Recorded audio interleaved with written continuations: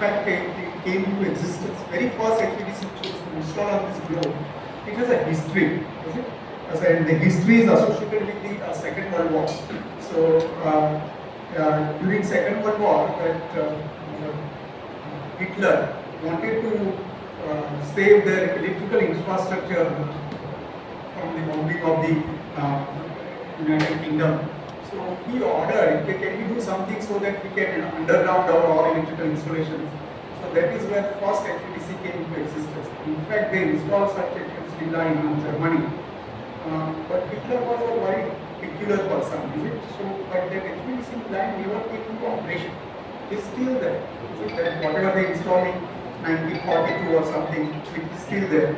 But it is not operational. Very first operational HVDC line came into existence, which is in Sweden.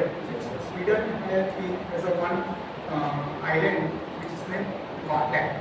So that is around 50 kilometers long. The island is 50 kilometers away from the mainland. So they connected that island to the mainland by the very first HVDC line. So those HVDCs were based on the what is called the rectifier station. Any HVDC station has two stations, one is active rectifier and another is inverter.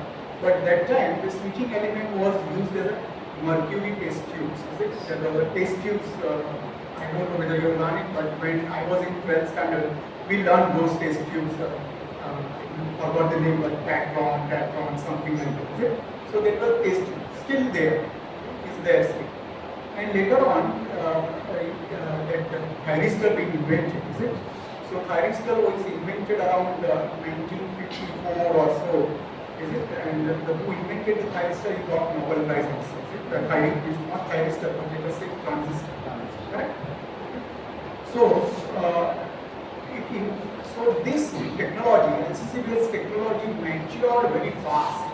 The thyristor introduced around 1954, and by 1961, many LCC-based HVDC line installed, and within no time, many LCC-based HVDC system installed throughout the group. So that technology based on the LCC is matured very fast. Not only matured very fast, but it is proven. And people have got so much of confidence in that technology, so people accepted it very well. Correct? And there are many projects. Is it? I can say that there are few hundreds of gigawatt of power might be flowing right now to the LCC-based HVDC. Okay? So now you see that HVDC has a special. In certain conditions, you will have only solution for that conditions. Only solution is the HVDC line. For example, suppose if you want to connect two AC systems with a different frequency, then you don't have any choice but to connect the HVDC line. You have to do it. Is it? That's the for that applications there is no other solutions. But if you leave that application, suppose where HVDC scores over the AC line is the transmission of the high power over the long distance. So if you want to transmit the bulk of the power for a long distance, then with AC it is a problem. So I don't know whether I have come to the paper, but Sinclair's papers is there. So Sinclair is the person from I think GE. So he developed certain empirical formulas that the power flow will not be. Suppose if I have a short line, then the power flow, if you draw the line. So if you draw the power flow which you can on the line, suppose this is the distance d and here this is the power p. So for certain length of the line, power remains constant. Irrespective of the length line, it can flow the constant. But if you increase the line length beyond that in AC system, then power will keep on reducing. You cannot push much power if you increase the length of the line. Is it? Do you see what could be the reason for that? Or a forming of L and C. That there is a problem of L and C. That okay. But from that, what is the problem? Real problem? Suppose if you increase the length line and you want to push same amount of the power, is it? You let us say this is the power.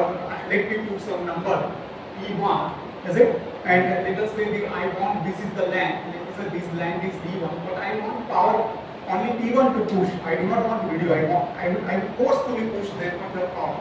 but then there is a certain issue. See? So there are one important problem or one important concept in the AC transmission line is the phase difference between two end of two ends. So you see that the power transfer over long line is nothing but if I neglect the losses and the effect of the capacitor, then it is the V1, V2 by X into sin A. So if I keep the P fixed, if I increase the length line, then X will increase. So if you want to buy fixed, then I have to increase the delta as well. I have to increase the delta as well. And if you increase the delta, then there is a stability problem. You cannot push delta more than its maximum possible limit is 90 degree. Theoretical limit is 90 degree. But if you operate at a 90 degree, you are not leaving any margin for the stability. So something occurs in the system will go to unstable. So they say that from that perspective, you see that power, if you increase the length of the line, then the power which you can push stably through any AC line it will reduce, and it will reduce not linearly but it will exponentially reduce. Correct? So you can look at the Sinclair paper. So there's a nice paper he has written about this. But if I have a DC line, then DC line there is nothing like a phase difference between two voltages. So in DC line, the power through the DC line is limited by only one thing, which is the thermal limit of the conductor. You can push any amount of the power as long as you are respecting the thermal limit, irrespective of the distance, whatever be the distance. So that is the beauty of the HVDC line. So people started with the LCC based HVDC line. They were happy, really happy with the LCC based HVDC line. Many installations came around the globe. Then there are certain issues are there even with the LCC based HVDC lines. So those issues are, the first issue is that any line commuted converter will work only if you have strong AC connections on both the sides. For commutation of the thyristor, you require the strong AC voltage. Thyristor is not self-commutated, it is a line commutated. So you require a strong AC connection on both the sides, on the rectifier station as well as inverter station. You require a strong AC connection. So that is the first thing. So if you have a big system means Thevenin impedance of the anything is at that substation is high, then we can consider there is a big system. So you will not get enough voltage so that the thyristor may commute itself. So you require first is a strong AC connection on both the sides. Second requirement for LCC based HVDC system is that, which is not requirement, but the characteristics of the LCC based HVDC system, it will absorb the reactive power. So there should be a strong AC connections which can provide the reactive power, correct? So that's required. Means if you see that, let us say, I hope you are will be aware about it. Let us say rectifier station is there and I am working with alpha, that firing angle alpha is equal to 30 degree. So straight away power factor becomes past 30. So it means it needs reactive power. So both whether you are at a rectifier station or at the inverter station, you need a reactive power source on both the sides. So that's why they put some filters. So filters have for dual purpose, they provide the reactive power at fundamental frequency and they harmonic filter also. See, they work as a harmonic filter. So there is a second problem. You require the reactive power. Our problem with the LCC based HVDC is that there is serious problem about the communication failure, especially at the inverter station. So I will not draw those waveforms because if you at the inverter stations you get very small time period for thyristors for very small time period the voltage across thyristor will come the reverse bias. Immediately it will come out power bias. So there is a possibility, serious possibilities that there is a communication failure at the inverter station in the LCC based HVDC. Now you think about that. Let us say I say that you need a strong AC connections for on the both the side of the line. Now think of the situation that you want to connect some island with the mainland, is it? So in this situation, at island you don't have any system, is it? You don't have any substation per se. So there you see that it is difficult to operate the LCC based HVDC is really difficult. Right? So people were thinking of what to do. This is the only problem. Why this problem were there? The problem were there because the thyristor is the half control. So turning on is in your control, but turning off is the under system control. Is it system control? Right? It is not under our control. Precisely because of this reason, these all issues are there.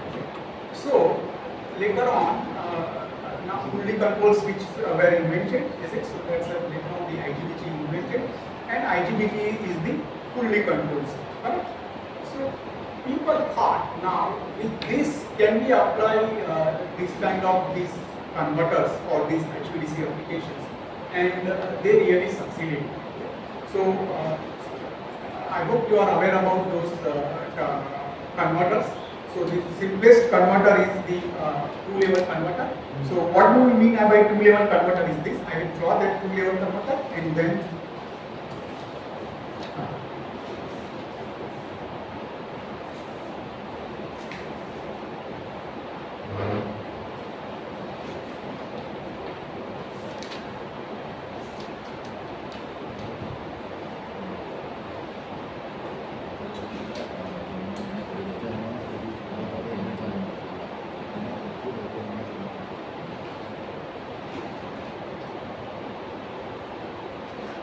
so this I said this is a two-level converter. It two-level means you get the two level of the pole voltage, is it? Two level of the pole voltage. So what is that? Suppose if I just split it, this is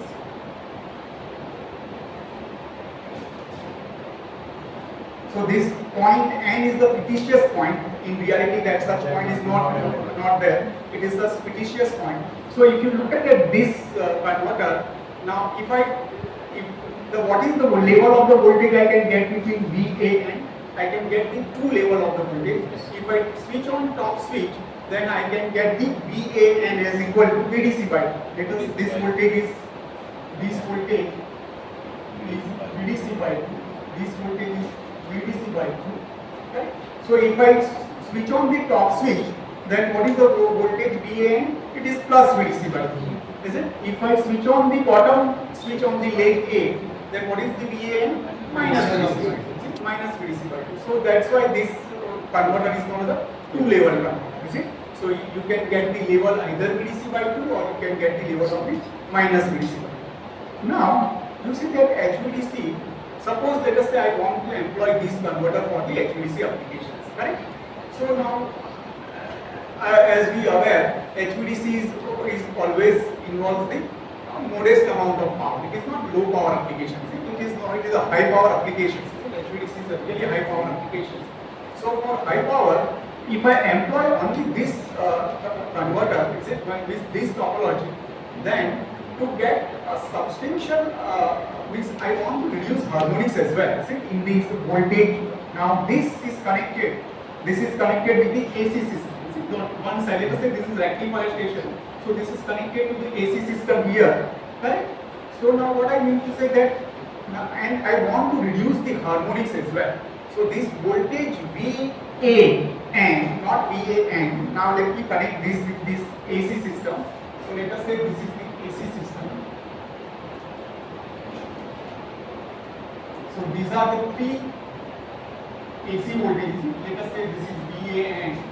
This is VBN. This is VCN. And let us say this is point N. Is it? AC neutral. Right? So this, I want this VAN fairly sinusoidal voltage. That is what I want, is it? If it is fairly sinusoidal voltage, then the current through this line would be a fairly sinusoidal. What I want to reduce the harmonics, is it? So if I want to reduce the harmonics, then I have to switch this converter at high PWM frequency, is it? So that carrier frequency will be high, is it? High carrier frequency. So if you switch on it is a high switching frequency is very high. then you will incur the higher losses. Higher losses. So that's why you see that if your power level goes up, then there is a restrictions on the switching frequency. You cannot increase the switching frequency. So you have to reduce the switching frequency to reduce the losses. Losses within the converter. So now I want to use for my applications only this converter. So I want to use this. This is called voltage source converter. This is the voltage source. I want to use only voltage source converter, and that too for high power applications. Then this topology is gone. I have to put a cross because I cannot switch on at a high frequency. So I cannot use this as my topology for that converter. That is when people started again inventing something, and they come up with the beautiful idea, what is called the multi-level converters. Is it multi-level converter? So now in this VSC based HVDC, there are many VSC based HVDCs that are installed throughout the world, and I'm not whether you are aware or not, there are many HVDC line projects are going in Gujarat as well. So you see that our this Kutch Howrah pocket, there are huge amount of this renewable power installation is going on, solar based power system. They have estimated that they will within 2030, they will say that 30 gigawatt of the installations will be there. 30 gigawatt, is it? What is our total current installed? This it may not be more than it is not more than 10 gigawatt or our thermal power projects, synchronous machines in Gujarat total installed capacity maybe 15 gigawatt, let us say, correct? Now they are installing 30 gigawatt of the power at a single location in the Howrah, is it Howrah? And now the real challenge is not installing that 30 gigawatt of the solar power there. Real challenge is to evacuate that. How to evacuate that this much of that, because there is no system itself. In Howrah it is the barren land, is it? It is the run of Kutch, desert only. There was no system, so now real challenge is to how to evacuate that power. So now they have planned, so that is why they have planned HVDC lines for the evacuations of those power, and all HVDC, they have planned 5 HVDC lines, and all 5 are the VSC based HVDC. Now no more LCC based HVDC project in future. This all there are 3-4 companies which are in this business. ABB, Siemens, Alstom. These are the companies which are in this business. So they are fully booked for the last coming 20 years. If you want to install, let us say HVDC based VSC based HVDC line, then you will go to them. They will give you appointment after 20 years, 15 years. We are booked there. So that much of work is going on. Is it? So one of the line is coming to Surat. So near Surat, Olpad is there. So one line is coming from the VSC based HVDC is coming from the what is called from Howrah to Olpad.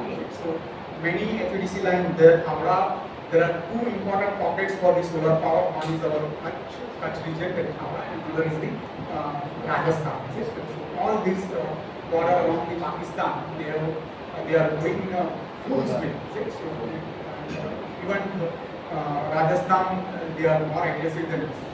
They have more the capacity of the solar power in that region than us. So they are also planning many VSC based HVDC. Correct? Okay. So what I am saying, so if you want to install the VSC based HVDC line, then this converter topology is of no use. So they have invented the many other topologies. We call it as a module. We call it as multi-level converters. So the important converter topologies in the multi-level are: one is the diode clamp multi-level converter. Another is called the flying capacitor multi-level converter, and another is called the cascaded edge-bridge converter. So these are the 3 important converter topologies. So among those, so people started when they installed the first VSC based HVDC line. It was of the modest power level. It was with the diode clamp converters, is it? Diode clamp multi-level converters, and it was around range of 250 megawatt, 300 megawatt. This was the range of the first BSC based HVDC line which is installed. And before, and this limit, power limit, was imposed by the converter topologies.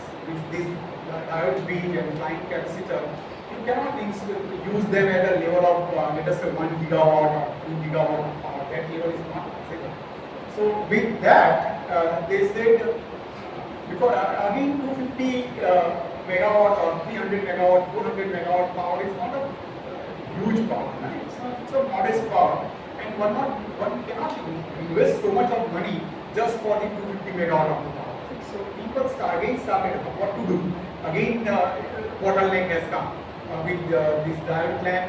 You can solve the issue of the harmonics, means that are not harmonics but the switching frequency. You want to keep the switching frequency low, but you cannot increase the power level beyond, let us say, 400 megawatt or something like that. Then they started again inventing something, and they invented what is called a modular multi-level converter.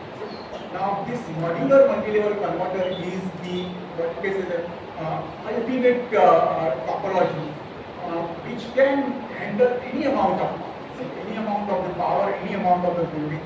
That topology itself is so nice, which can handle many problems of the. It is an ideal candidate for the HVDC application. Very ideal. Whatever you need for any HVDC applications, whatever you need from the converter topology, whatever your needs, all needs can be fulfilled by these modular multi-level converters, and that's why there are n number of applications, n number of projects are going throughout the world, which is based on the modular multi-level converter. So my intention to show you, suppose if I ask you,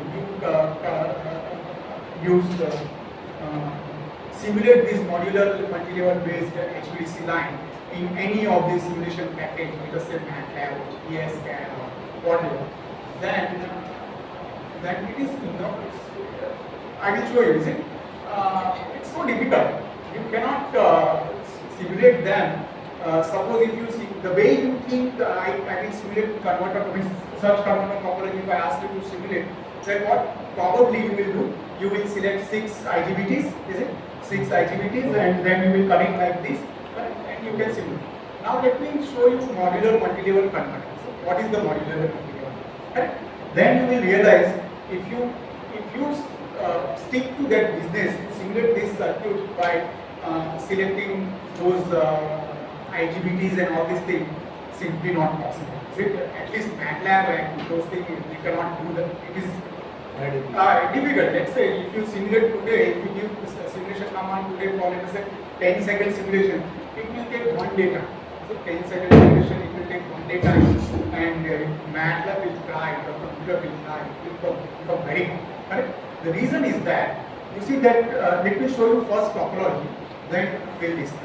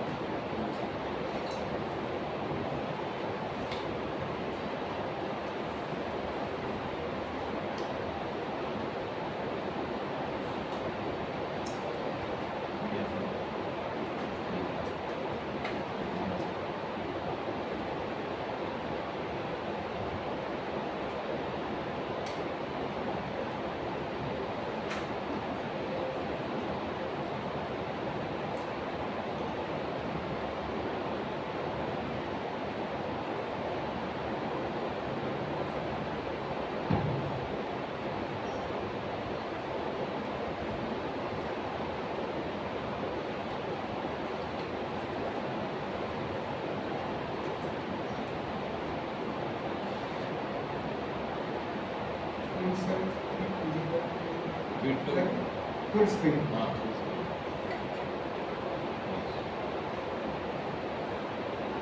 Yeah. So this is what the topology, modular multi-level converter. Now look at this topology. let me once explain this topology, how to see, read it. So this is what the AC side. This is where your, let us say this is the rectifier station. Is it? This is the rectifier station. So this is that substation on the rectifier side. Is it? So if you want to visualize this, you can visualize this. Let us say this is the Khavda station. Is it? This is in the Kutch Khavda. So this is all solar power. They will accumulate solar power and they will connect to one substation. So this is that substation bus. Is it? VA and VB and VCM is a substation bus. Now that is connected to this converter, and this is the DC side of the converter. This is the DC side of the converter. I have not shown the DC line, but let us say this DC line, this from this rail, P plus is the top rail. From that the IDC current is flowing, and from this rail it will come back. Is it? Negative rail it will come back. So DC side I have just let us say modeled by the current source. Is it? DC side is modeled by the current source. Now look at here, this each block is consisting of what is called this N1AU. It is consisting of either it can contain this thing or it can contain this. So in the most this MNC based converter, they will go for the half bridge module. Is it? Half bridge module. So the half bridge module, you are aware about this half bridge module. So it has two IGBTs, is it? It has two IGBT with the DC side. So what is the voltage between these 2 points? What is the voltage between these 2 points? It is the function of the switching, is it? So if I switch on the top switch, the voltage between these 2 points is the VM, and if I switch on the bottom switch, then the voltage between these 2 points is the Z. Is it? So you can get the two level with this half bridge converter. You can get either 0 voltage or you can get the VM voltage. So this is the half bridge converter. Now let us say if you replace this half bridge with the full bridge, then you can get the 3 level voltages. There are 3 level voltages. What are those 3? Suppose if you put on T1 and T2 on, what is the voltage between these 2 points? It is the VM. Is it? It is the VM. And if you put on T3 and T4 on, then what is the voltage? It is a minus. Is it? Minus VM. And you have also an option of putting either both the top 2 switches on or either both the bottom 2 switches on. Then the voltage is 0. Correct? Voltage is 0. So with this topology, you will have 3 levels. You can get the VM, minus VM, and 0. So much flexibility is there with this. If you put the full bridge converter. But the full bridge converter, what is the disadvantage? The disadvantage there, you will have 2 extra switches. So there in a half bridge you need to use only 2 switches, and the full bridge you have to use the 4 switches. Correct? 4 switches. That is the disadvantage. Now let us say, so this you keep in the mind. Correct? Now what I am saying, if I ask you, this is the circuit you have to simulate. Correct? This is the circuit you have to simulate, and you see that these are the number of modules. All modules are connected in series. You see, all modules are connected in series. So now, suppose if I say that there are the whatever MMC based HVDC lines are there, they have such 200 modules are connected in series. 200 modules. So 200 modules. So this is 200 modules in a one arm. You see, this is called the arm. This is called the upper arm. This is called the lower arm. And both 2 arms is called the leg. It is called the leg. So in one arm there are 200 modules. So I have such 6 arms. Is it? I have 6 arms. So I have 1200 modules are there. Each module there are 2 IGBTs. So in this there are 2400 IGBTs will be there. Is it? So if I ask you to simulate this circuit in a MATLAB, it's very difficult. Let me tell you, you will not get the answer. You will try. Computer will also try. So now question is that, is there any alternate way to simulate such circuits? Is there any alternate? So the alternate way is that, you see that MATLAB or any simulation package does not know what is IGBT, what is resistance, what is inductance. It has not its own brain. Right? So what actually any software does is, what we have asked to do it, is it? So we say that, suppose if I put inductor, some let's say GUI, if I just drag and drop inductor, what actually MATLAB does is that for that symbol some equation is written. On the back end some equation is written, and so that package will use that equation, will not use symbols, because none of the computer has their own brains, correct? So they will behave what we have asked to behave. So ultimately this every symbol has some equation behind it. So if I put those IGBTs and everything connected, so they will MATLAB will appropriately write some equations, and it will solve those equations, correct? That ultimately it will do. Now question is that why to ask MATLAB to write those equations? Why can't we ourselves write those equations, correct? So whatever system we want to simulate, we'll write equation for that system ourselves. We will not ask MATLAB, you write one equation for my behalf. So we will write the equation for this system ourselves.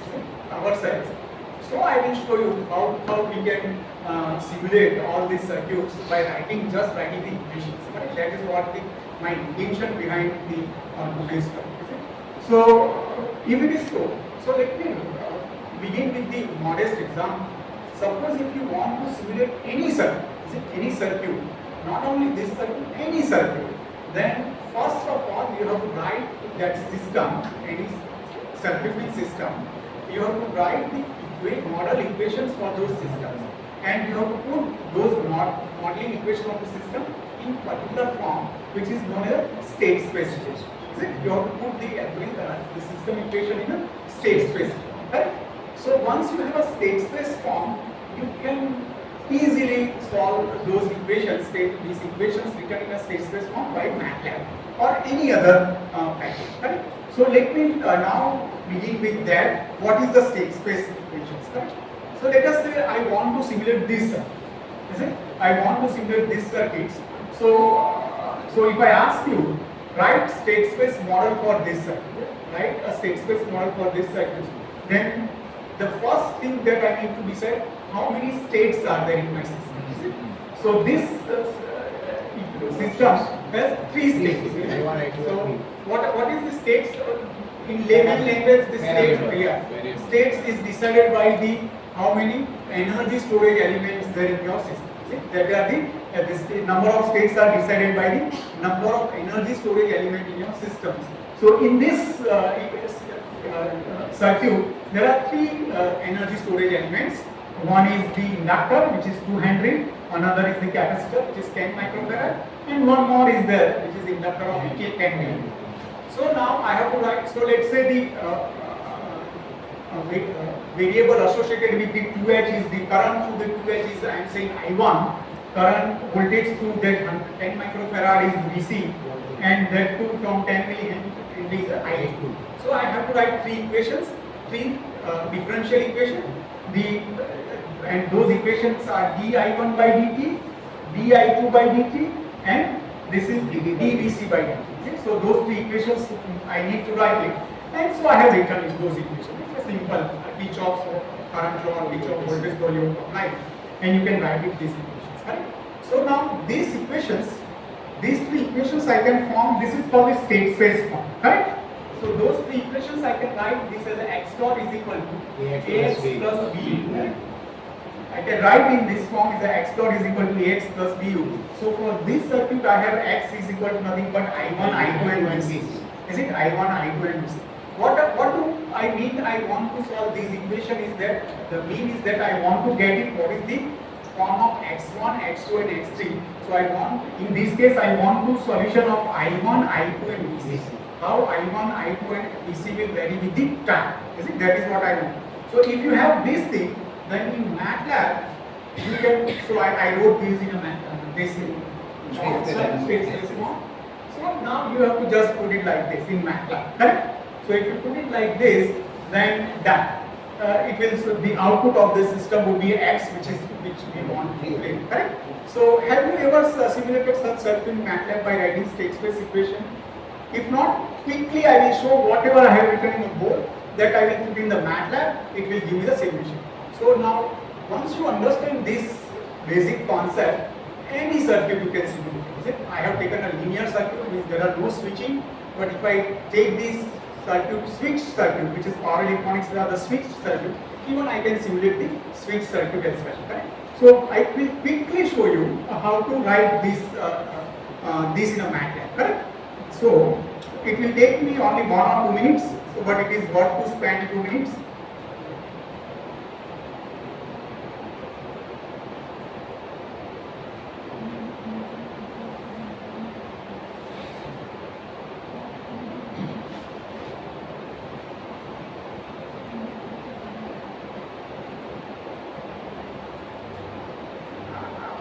I need a power source required because battery will drain fast.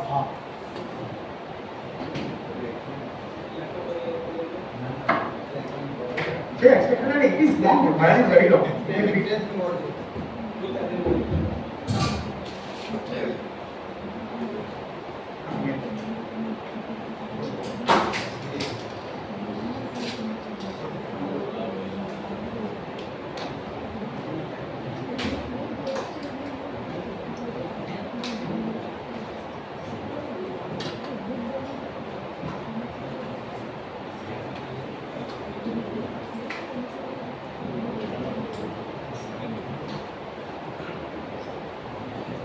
Yes. Thank you.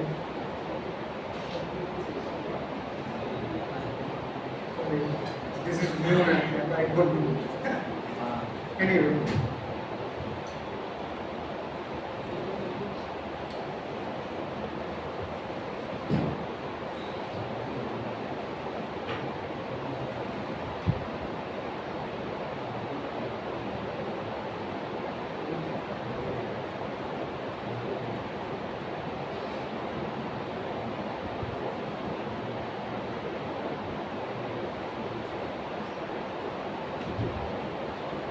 Okay, so I will do it here fast. New MATLAB I don't know, but let us say integrator.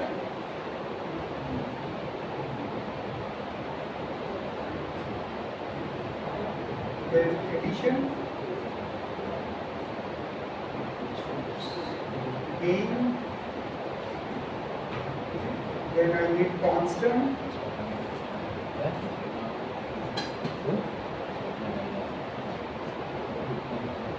Correct? These 3 elements only. Okay. Let us say if something else is required, then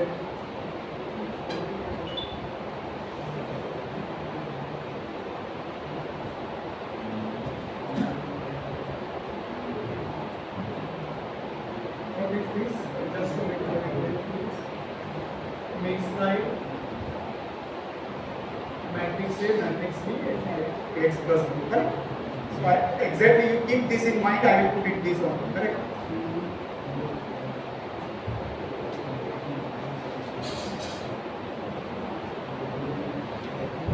So now here I have to put matrix A, correct?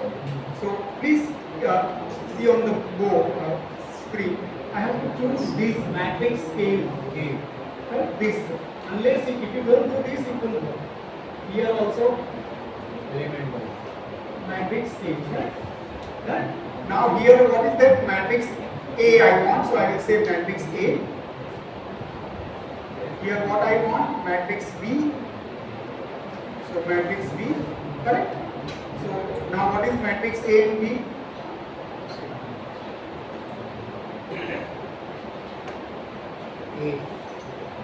A is minus 0.75.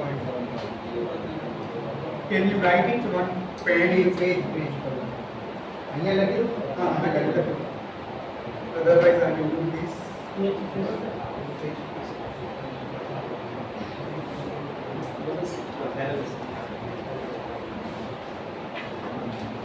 is minus 7.5. Just a minute.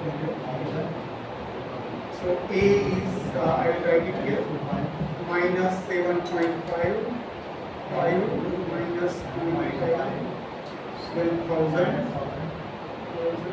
minus 1. If I am wrong, you correct me. 100, then 10 raised to 5, is it? So 1 e raised to 5, then minus 1 e raised to 5, 0, correct? This is the matrix A. What is the matrix B? Matrix B is 1, 0, 0, 1, then 0, 1, 0. This is the matrix. Correct? Done. So let us say scope. I want to see those.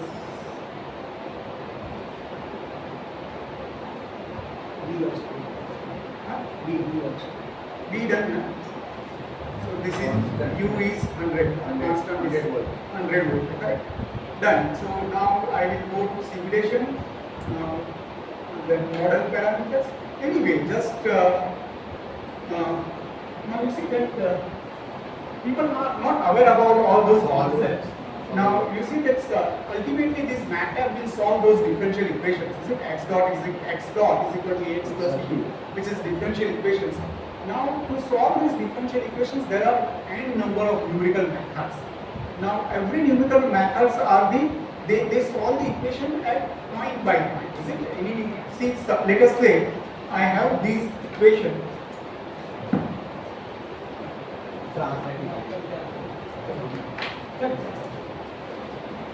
Let us say I want to solve, for example, let us say x dot is equal to some system, let us say x dot is equal to a into x. I want to solve this by numerical methods, any numerical methods. So now there are many numerical methods, but in any numerical methods, you see that this x dot is the differentiation of x. So how do you visualize the differentiation in a discrete domain? Because any numerical methods will work in a discrete domain. Right? So how you can visualize this x dot? X dot is nothing but it is the x k plus 1 means x the k plus 1 equation minus x k is divided by x. Irrespective of what method you use for the solving the differential equation, the left hand side is always discretized by this equation xk plus 1 minus xk divided by x. Correct? Now the right hand side discretization is in your hand. Right hand side, this how to discretize the right hand side variable, it is in your hand. Is it? So different this Euler has come with this format, then Trapezoidal has come this order, there are n number of order. You can come with your own logic as well. Right? So let us say if I can visualize this as this right hand side x as I can write as a xk on. That is what called the Euler's forward method. Is it? Euler say forward method. You right hand side x you write as a xk. Someone say why to write xk? I want to write it as a xk plus 1. Right hand side x I want to write as a xk plus 1. That is for the Euler's backward method. Is it? It is called the Euler's backward method. Then why to write xk and xk plus 1? Then somebody came with some idea. Let me take the average of these two. There is an average of these two. So this method is called the trapezoidal method. So you see that now which method you have to use for your problem, you should be aware of. If you are not aware which method is used for your problem, then any numerical method will give you answer. You see that any simulations you do it will give some answer. But that answer is correct or not, who will decide? It is you have to decide, is it? No, MATLAB will not decide that this answer is correct. MATLAB will give you some answer, but that whatever answer MATLAB has given, whether it is correct or not, who has to decide it? That is you have to decide it. So the very first requirement of any simulation is that you should be aware about what should be the answer of your simulation. If you are not aware about what is the answer of your simulation, then you are gone. Means you are living your fate with the MATLAB. Whatever MATLAB will give, you are accept. Right? So I can give a problem. I can give you a problem. If you solve it by the first discretization, which is forward Euler method, if you solve it, MATLAB will give you answer, but that answer will be wrong. Is it? That answer will be wrong. I can give you a problem. If you solve it by the second discretizations, MATLAB will give you some solution, but that solution will be wrong. Is it? But that is the property of first two methods. So that second method, it has a property of providing artificial damping in the system.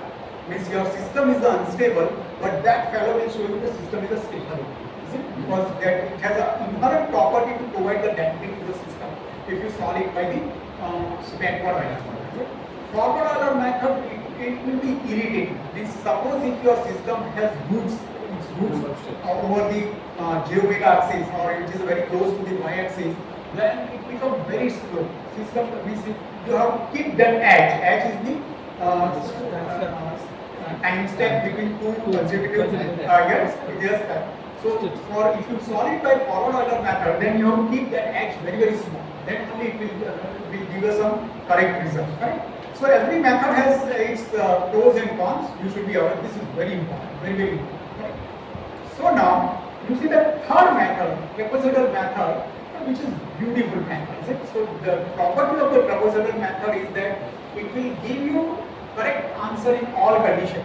If your system is unstable, it will show unstable. If your system is stable, it will show stable. So that's why you see that most this what is called the simulation packages, which don't give any choice to you to select the numerical method, then they are most likely they will use the trapezoidal method. Is it? So your PS-square software, if you have a PS-square software, don't give you any choices for which method you want to choose. So they are using trapezoidal method. So most packages are using trapezoidal method. But this MATLAB is the general purpose software. It is not meant for the application. They have written general purpose software. You decide what your application, then choose our package. That is what their philosophy is. So they are giving you a range of numerical methods to choose from. So there are many methods they created. These are the various methods they have programmed. You choose your method, whichever you want. So now look at here. What are the methods are there?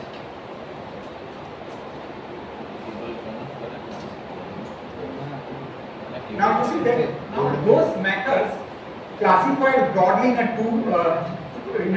two way. One is called the variable step method. It's a variable step method. In that, this edge is the variable. Edge is not the fixed, it will be variable. And another is called the fixed step method. In fixed step, this edge is the fixed. Right? So now, in variable step method, what it does? Now see, when you use the variable step method and MATLAB perceive that now system is coming under steady state condition, MATLAB artificially will increase the time step. It will artificially increase the time step because now it feels that system has steady state. Now I should not keep edge very small. Let me make it fast. Is it? So let me make this simulation fast. So variable and this time step edge would be a variable. So MATLAB will increase the what you can say the edge dynamically. It can decrease also edge dynamically. There are so much transient is there. As it's fast transient, it will decrease the size of it. So those are the variable step method. Another class of the method is called the fixed step. So irrespective of this, whatever be the system condition, whether it is under steady state condition, transient condition, it will keep the edge fixed. Right? Okay. Now look at here in variable step method. It gives you choice of many numerical methods. There are many numerical methods. Right? These ODE 45, ODE 23, ODE 113. These are the many numerical methods. But do you see that after this, look at here, they are using subscript called S. Is it? Subscript called S. Stiffness. It is a stiffness. Is it? So what is this stiffness? Now let me ask. Write two systems. I am writing two systems, and stiffness is decided by the what is called the eigenvalue of the system. Correct?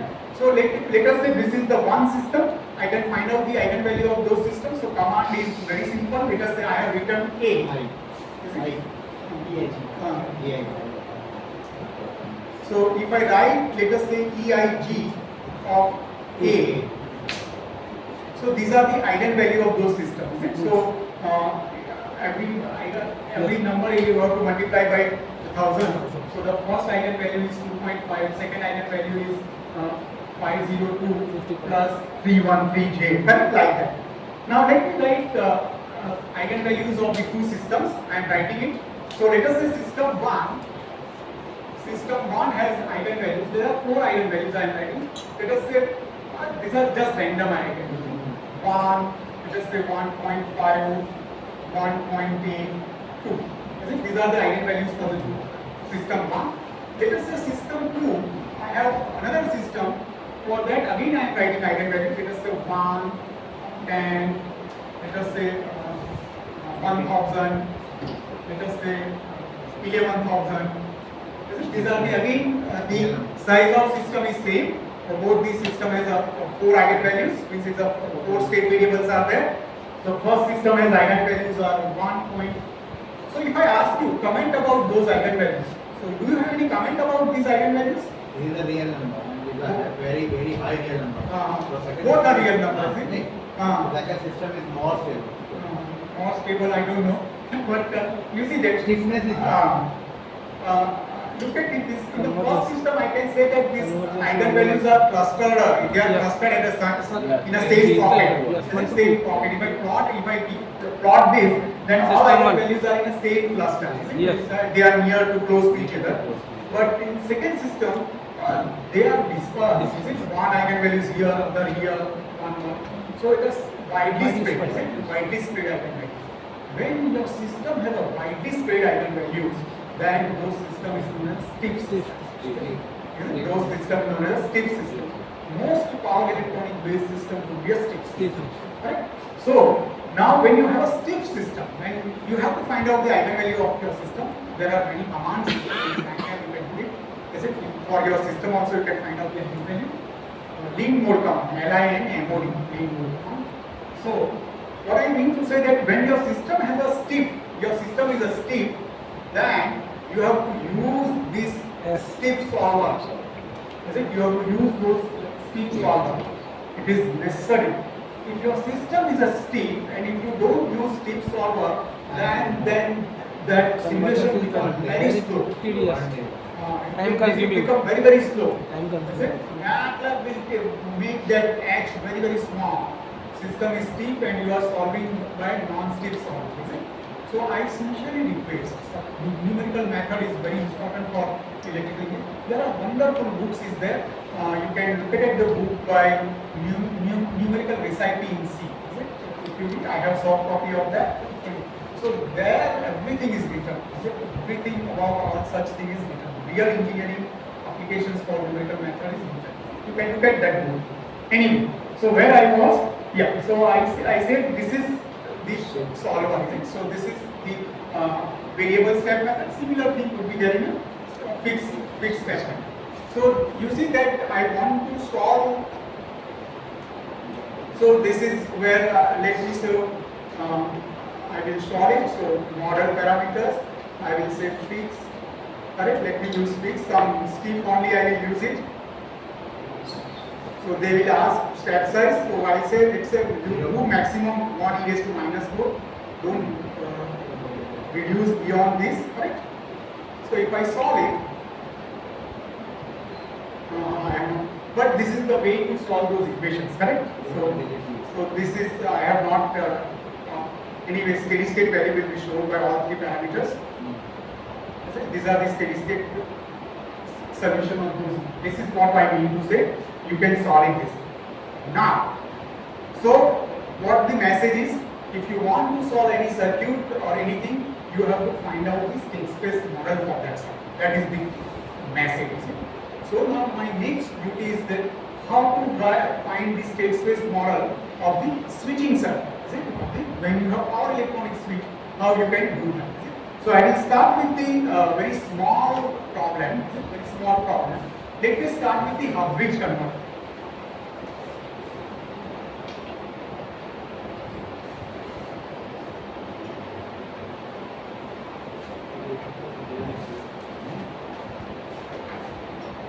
So if I let us say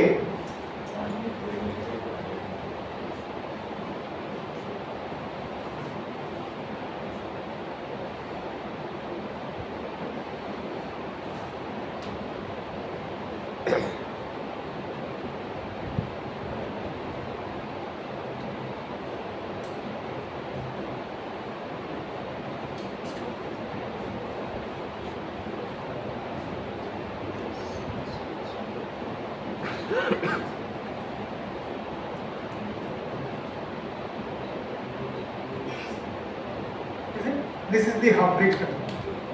Now if I ask you, simulate this circuit in MATLAB, what you will do? So what, let me narrate you what you will do, is it? So you will choose two IGBTs, is it? You will choose two IGBTs, you will choose two voltage sources, VDC by 2, and whatever I have drawn on the board, you will replicate that on the screen of that, correct? Screen of that. Okay, so now let me show you first simulation, is it? This circuit.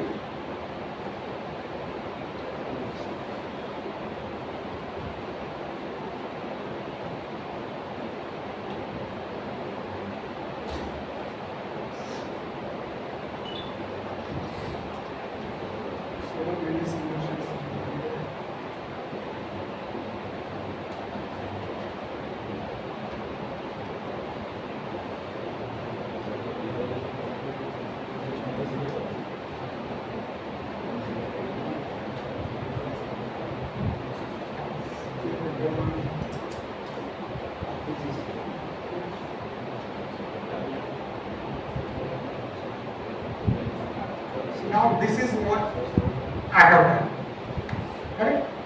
So do you see that I have not put, this is whatever you see on the board, but that is what I have done.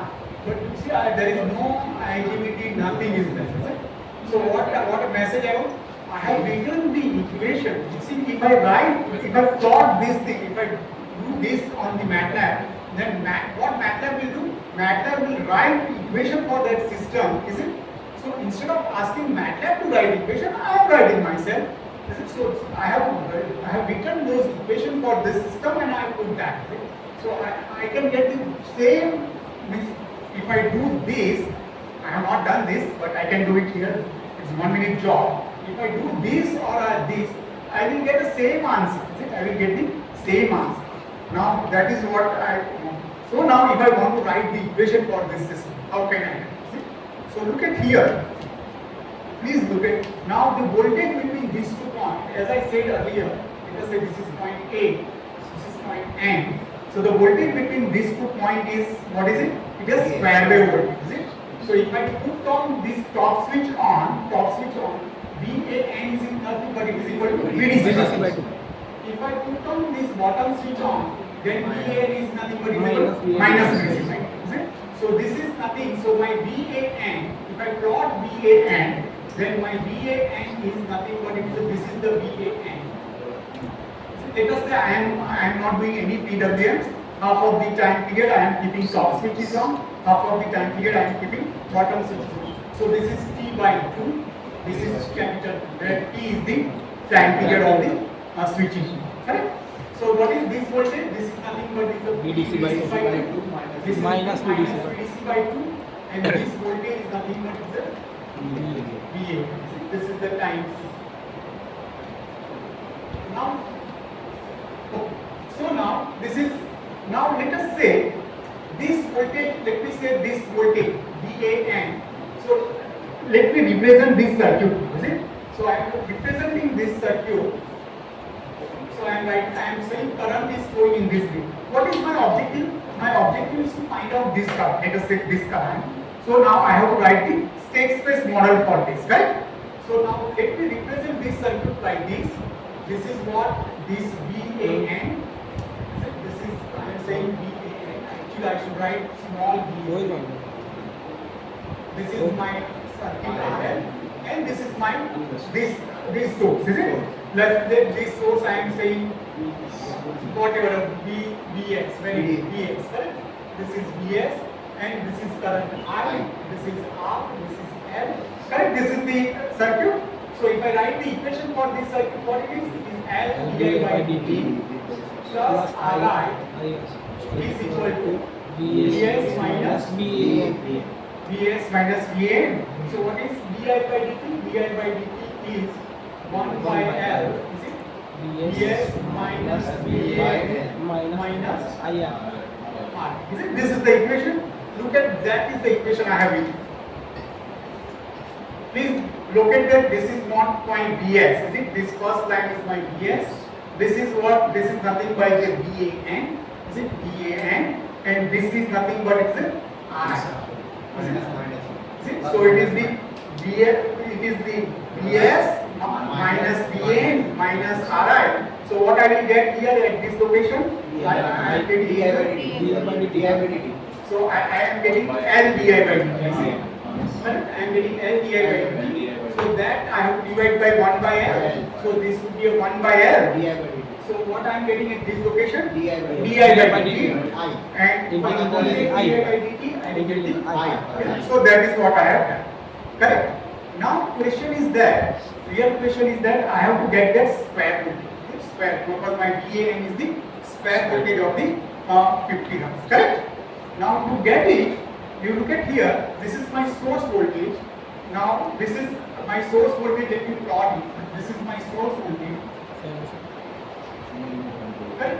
And let us say I am doing this application. Now look at, this is the application, is two sources are connected with the line. See, this RL is the line. One side is the my switched source. Other side is my voltage source. Is it? My source voltage, and both are connected by the line. See? So now I am saying the phase of this voltage, phase of the VAN is same as the phase of the BS. If both the voltage at the same phase, with this voltage and this voltage at the same phase, then there will be an exchange of only reactive power. Only a reactive power will get exchanged. So let us say I am creating that VAN as a phase of same as the VS. So to do that, look at here. If it is the same phase, please look at the board. Then I should, when this fellow is positive, this fellow is positive, I should get the plus voltage. Means the plus voltage from the VDC or the square wave, is it? So if I draw this square wave, then when this is positive, I should get the plus, is it? And if this is negative, I should get the negative. This is what I should get, is it? Now to get that, you see that what I have done?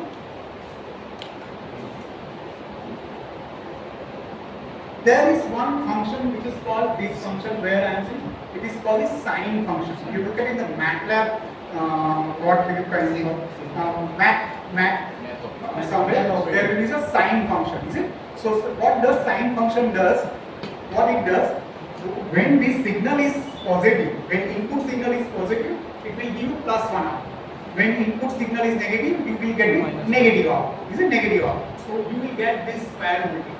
You will get this square voltage. Right? So this is, what is this? This is, I am getting this voltage. I am getting plus 1 minus 1 square voltage. That I have to multiply by the VDC by 2. Is it? VDC by 2. So that is what I have multiplied.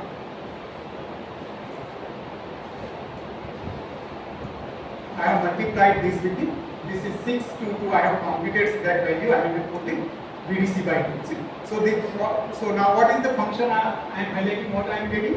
I am getting this square voltage, this square wave voltage of VDC by 2 to minus VDC by 2.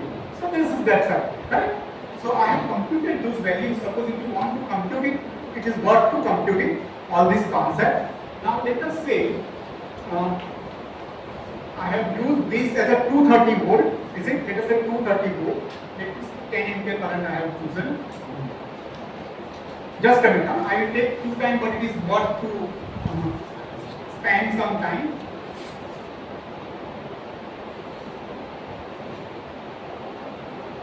Okay, if I have a square wave voltage, anybody can tell me quickly, if I have a square wave voltage, let us say this is of VDC by 2, this is minus VDC by 2. What is the fundamental component in this? Value of fundamental, because now all frequency components are there, is it? First, third, fifth, all harmonics are here. So what is the value of fundamental component in square wave? It is always 4 by 5. No, it is the fundamental component. If you look at here, then it is the, I say, let us say this is VAN, we say VAN fundamental. See? Fundamental is, it is always 4 by 5. Is it into this magnitude, to this magnitude. So here this magnitude is VDC by 2. It is the VDC by 2. This is the peak value of the fundamental. It is the peak value of the fundamental. So if you want to find the RMS value of this, again you have to divide by the root 2. Is it? So So if you divide it, so now let us say I will write it RMS. It is the RMS. So what is it? It is the if I divide it, It is 4 by root 2. it is the this is again I have to divide by root 2. So this is 2 real it is root 2 by pi. Root 2 by pi VDC. Is it? So root 2 by pi VDC will come out to be a 0.45. Root 2 by is by. Now this voltage, let us say this voltage I have, this is what my AC voltage which I choose 230 angle 0. This is my RL. This is now this voltage. Is it 0.5, 0.225? This is RMS value. Is it? This is also RMS value, which is what 0.45 VDC. Correct? 0.45 VDC. Now, what is the question? What I want to ask? What problem I want to solve? VDC we have to choose. Is it? VDC I have to choose. So if I ask you, you get me the VDC such that the reactive power will flow from my source to converter. You get me the value of VDC. So VDC I have to choose. Is it how much receiving voltage I have to choose. So I can ask the question. You get me what value of VDC I should choose. So the reactive power, let us say 10 ampere of reactive current. 10 ampere of reactive current will flow from source to converter. Case number 1. Case number 2, I can ask you. You get me the VDC value of VDC such that 10 ampere of reactive current will flow from converter to grid. That is the question I want to solve. So let us say, so now look at here, the current, let us say current if I measure in this direction, current I. Is it? So what is the current I? Current I is nothing but it is the 230 minus 0.45 VDC. I will say, let us what value of L I have choose? 5 ohm.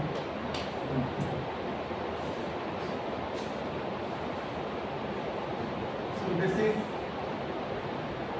J4. Both 230. Please mind well, both this voltage and this voltage are always in a phase. See, I have chosen them in a phase. So let us say their angle is 0. Angle is 0. So this is the equation, right? So now I am saying I want this. Now this I would be a with phase. This is not a simple value, but it is with the phase. So now I am saying case 1, let us say I is equal to 10 angle minus 90. This is what I want. So 10 angle minus 90 means now this fellow will provide reactive power. This fellow will provide reactive power to the converter. See? Correct? Converter. And if I say case number 2, I should be 10 angle 90. 10 angle 90. Correct? So now let us say this is I have 622. I have put it for the 10 angle 90. Is it 10? This case number 2. So if I switch on this, if I do, what is the VDC? What is VDC? If I write VDC is nothing. VDC is if I it is J5 230. Can I say that it is the 230 minus J5 into R? Is it? Yes. Divided by 0.45. Right? This is what the VDC. So if I put 230 minus J5, now let us say case is 10 angle 90. 10 angle 90 divided by 0.45. If you do this, your VDC will come out to be 622. Is it? You can solve it. Correct? 622. And if you put this 10 angle minus 90, it will come out somewhere around 400 or so. So now, let us say I will run this.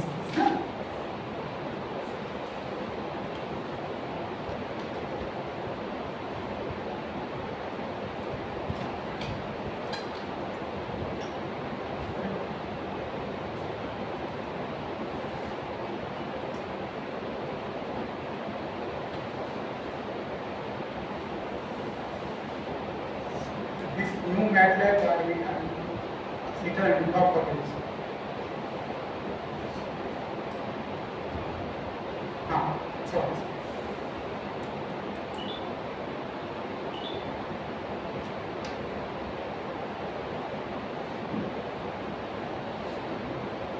can you see that this side of the current will flow, which will have all harmonics. If I fundamental, if I check, if you want to check the fundamental component, that is that power zero.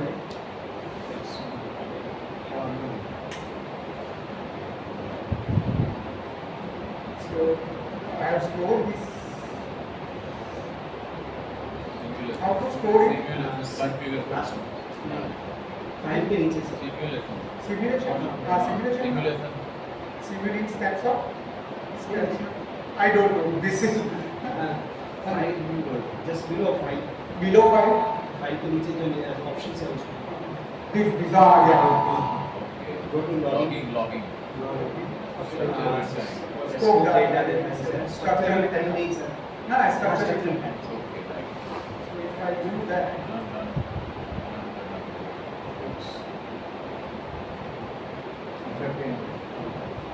So I can say signal 1. Let me start it at 1 second. I will say the 10, 50 is the this maximum frequency. Let's say 500 hertz. Let me say the FDP signal. So this is your signal. So you display it.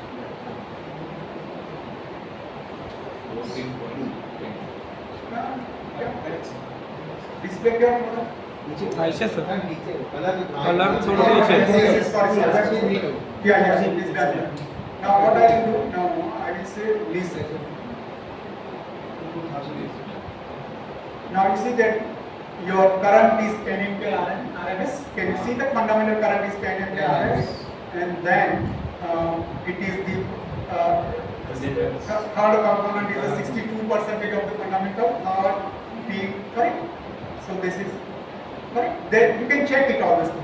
Now if I change this to 400, you have not checked. Let me. I will show you.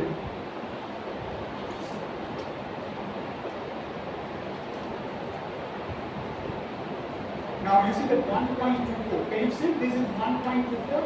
So at that time current is a peak value. Current is a peak value. It means current is leading. Current is leading by 90 degree to the my PS. Is it? Now let me change this to 400 to 400. I have changed it. Let me run it again.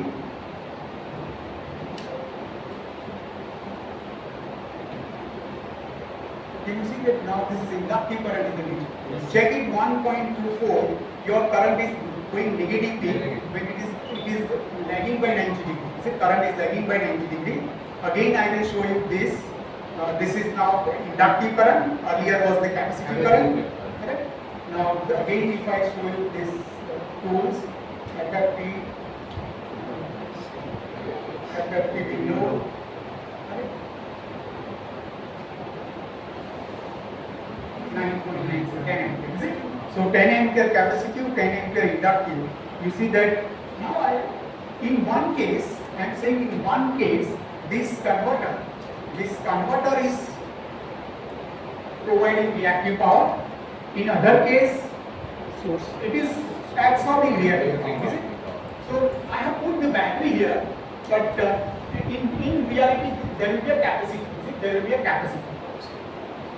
My question is this: what is the role of the capacitor in this converter? Is it the source of the reactive power? for damping of hormones. Now, what I am saying, suppose I say converter is providing reactive power, correct? So, who is providing that? Conventional, we know conventionally that if you need a reactive power, then the source of reactive power is the capacitor. And if you need to absorb the reactive power, then inductor sinks of the reactive. Now I am saying, let us say this converter is providing reactive power to the grid. Then who is providing that reactive power? That those capacitor connected on the DC side, they are providing reactive power? I don't know. So this is the food for thought for you. And other time if I say that this source is providing reactive power to the converter, then who is absorbing that reactive? That fellow which is connected, inductor which is connected, that fellow is absorbing reactive power, or who is doing all this? So it's a wonderful concept. You see that what you know the reactive power as the formula which is EI sin phi, is it? That is, we know that. What is the active power? We call it EI cos phi, is it? EI sin phi. These are the average reactive power and average power. Is it average real power? Correct. So if I ask you now, those what we know P and Q, those are the average quantity. See, they are not instantaneous quantity. Now if I ask you, you get me what is the expression of the instantaneous power, instantaneous active power. So, or let me tell you instantaneous power. Is it? I not explicitly real power or reactive power. Then if I ask you, get me what is the instantaneous power, then you will ask me, you give me expression of the instantaneous expression of the voltage and current. Let us say three-phase system. Is it? So I can give you expression of VA, VB, VC and IA, IB, IC. Then to find out the instantaneous power, what we will do? VA, IA plus VB, IB plus VC, IC. Let us say balance system. The system is a balance system. So this instantaneous power and your average power both are exactly same. Is it? Both are exactly same. So VA, IA plus VB, IB plus VC, IC will turn out to be a 3 V phase, I phase cos phi. Correct? Then what is the expression of the instantaneous reactive power? Is it? Instantaneous. This is the VA, IA plus VB, IB plus VC, IC because it is the expression of the instantaneous real power. Then what is the expressions of the instantaneous reactive power?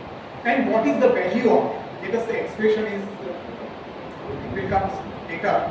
What would be the value of instantaneous reactive power? Instantaneous active power and the average active power are same. Is instantaneous reactive power and average reactive power are same? Question is that, correct? Instantaneous active and instantaneous active power and average active power same. Now question is instantaneous reactive power and average reactive power are same? Answer to this question is no. Is it? There is instantaneous reactive power is always zero. Is it? Instantaneous reactive power is always zero. You can find out the expression of the instantaneous reactive. If you want instantaneous reactive power, you do this math. It will take 5 minutes, not 5 minutes, 2-minute job. Instantaneous reactive power is nothing but to take the current in one phase and the voltage difference of the other two phases. So IA into VB minus VC, then plus IB into VC minus VA, then IC into VA minus VB, and add them. You will turn out to be a instantaneous reactive power always in balance system and turn out to be zero. What does it mean? It means that suppose if you want to exchange the instantaneous reactive power between two systems, you do not require source of reactive power. See? So you will take reactive power in one phase, you will push from other two phases like that. See? So that's why the nature here, this VDC on the capacitor which is on the DC side, it has no role whatsoever. It has no role for the reactive power supply or consumption. Its role is just to hold the receiving voltage. Its role is just to hold the receiving voltage, not beyond that. Correct? Okay. So I have simulated this circuit. I have simulated this circuit. Correct? Now my next role is that this converter has no use. Who will use half-bridge converter? Nobody will use it half-bridge converter. So real converter is the three-phase lever converter. So now next question is how to write the equation for that converter. So that quickly I will show you.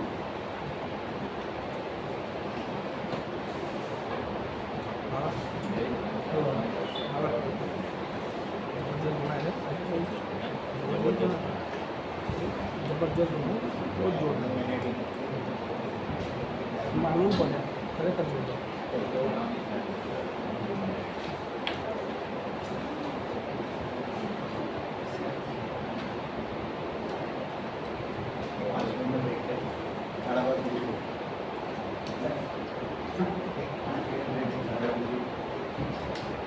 It's okay, yeah. नहीं sir Okay. Now you see that now I want to model this converter, correct? Now if I say that I want to model any converter system, then it involves two aspects. Modeling of any converter involves two aspects. The first aspect is that you have to represent the AC side voltage of the converter in terms of the DC voltage. See, that is the first requirement. Second requirement is that you have to represent the DC side current in terms of the AC side current. This is the two things you have to do for any modeling. So let us say this is the current, I am saying this current IA, IB, IC, and let us say this current is IDC. Right? So what I am saying, it involves two aspects. You have to represent the AC side voltage, this voltage, AC side voltage in terms of the DC voltage, and DC side current in terms of the AC side current. Is it? These two are asked. Now you look at the board. So I have to write this voltage now, VAN. Now VAN is nothing but it is the function of this position of these two switches. Like the function of the position of these two switches. So now if I switch on the top switch, what is the voltage VAN? It is nothing but plus VDC by 2. Correct? It is plus VDC by 2. If I switch on the bottom switch, what is this VAN? It is nothing but minus VDC by 2. Correct? And you cannot switch on both the switches simultaneously. It is not permissible. Correct? Other means you are providing dead short circuit to the DC terminal. So which is not. So either it is complementary in our operation. If top switch is on, bottom will be off. If bottom is on, top will be. Okay. So what is this? VAM would be, it is plus VDC by 2 if top switch is on. It is equal to minus VDC by 2 if bottom switch is on in leg A. So now I am writing it here. So VAM would be UA. UA is some variable which has value plus 1 when top switch is on in a leg A, and its value is minus 1 when the bottom switch in leg is. So UA times VDC by 2. This is the value of VAM. What is UA? UA is equal to plus 1 when top switch is on. Is it? I am not writing switch on. Is it? Okay. So if the top switch is on, and this is minus 1 when bottom switch is on. Is it? This is the UA. Correct? So what would be? So similarly I can write VDM. I am writing this as a phasor, but I should write VAM, VBM. Is it what it is? It is UD times VDC by 2. What is UB? UB is equal to plus 1 when the top switch in leg B is on. It is equal to minus 1. So this is the VCM is equal to UC times VDC by 2. So this is the voltage I can write. So if I these three equations, let me write in a matrix form. Is it? If I write in a matrix form, so this is what it is the VAM, VBM, VCM. What is that? UA, UBU, UBUC. UC. Only one VDC. Only one activity. VDC by 2. Correct? This is the voltage. Now, please listen. Now you see that this converter I am connecting with the AC system. It's some green, correct? Now these voltages, converter AC side voltages, I have written them with respect to the, what is the reference for this voltage? The reference for this VA, VB, VC, I wrote them with this as a reference. Look at here, these voltages, grid voltages VA, VB, VC, they are with this as a reference. Is it? They are neutral. So both DC system and AC systems common points are different. The common point for writing voltages for both the systems are different. Now I want to study interaction between these two systems, then it is compulsory for me to bring the all voltages with the common reference. Is it? I cannot have for one system this as the reference point and other system as this as a reference point, and I can study the interaction between those two systems. Correct? So to study the interaction between those two systems, I have to bring the voltage at both the system at a common reference point. Is it? So now I am saying, let us say this VAN is nothing but it is the VA, this VA, it is with respect to neutral point there, then I should write V and N. So this is the factorial summation. It is always, this is true if certain conditions are met. and those conditions are, this is true only when that VA, VB, VC which I showed AC system voltage, it has to be a balanced positive sequence voltage. It is balanced positive sequence voltage, and that RL what I have shown in the series of that, they should be a same in all the three cases, which is the very mild condition. It will happen always. This is a three-phase system. Your RL will be same in this. Your RL is nothing but it is the leakage reactance of the transformer. Which will be same in all the three phases. And VA, VD, this is the balanced positive sequence. If it is there, if these conditions are satisfied, then you can write this equation. You can write this equation. So I can write now similar equation VBN is equal to VBN plus VNN. So VCN, I can write VCN plus VNN. I can write. What is my objective? Let me remind you. My objective is to represent AC side voltage in terms of the DC voltage. That is what I want to represent. And my AC side voltage now, I have to bring all voltages at the same phase. So what is that? Okay, sorry.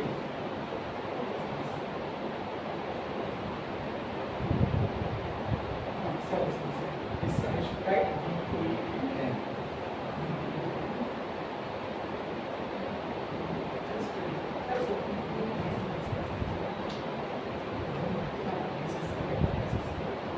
Just a minute. I don't know where I lost. Anyway, let me write. I will keep it like that. No problem.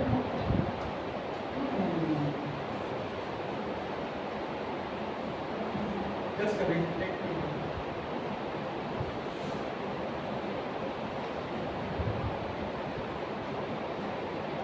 M, VAN, VBN.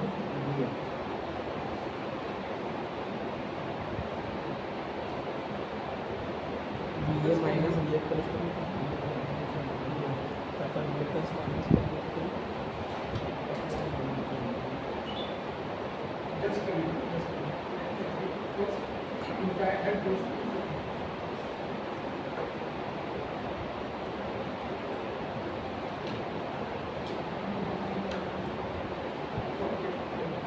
Just a minute.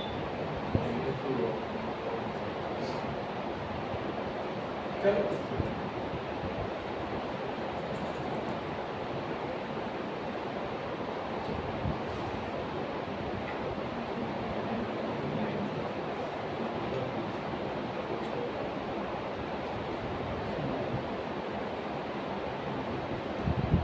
Reactance minus I can write that.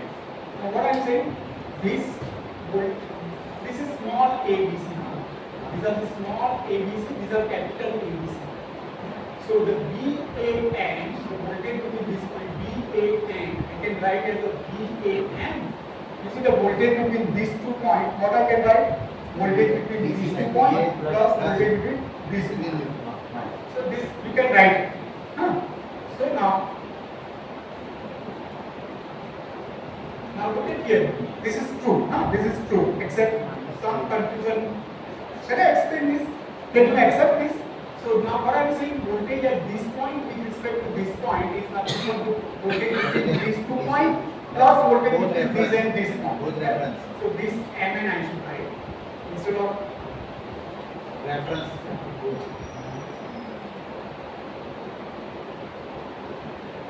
right. Okay.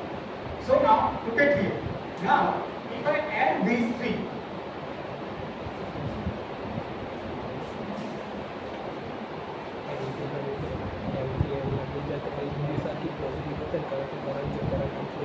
So if I add these three equations,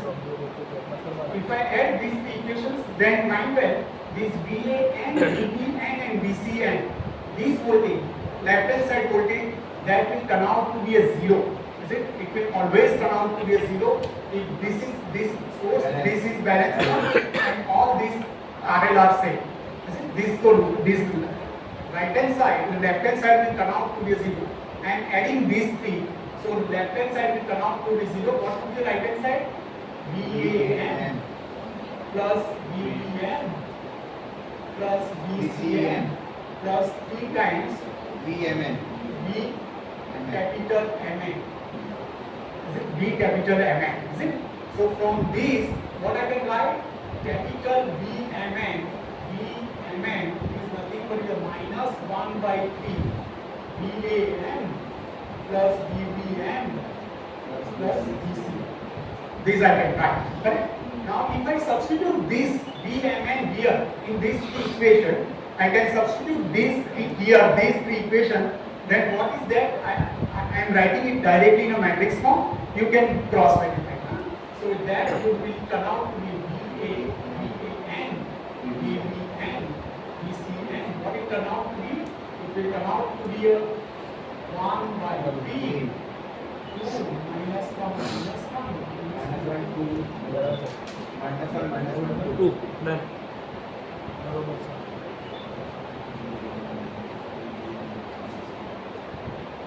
It will turn out to be. If you want to cross verify, 1 minute job. Is it? So if you substitute that, then it will turn out to be this. Now what is this VAM, VBM, VCM? This VAM, VBM, VCM is nothing but UA, UB, UC, VDC multiplied to. So I am now using this both. So this is most important thing. Then I will.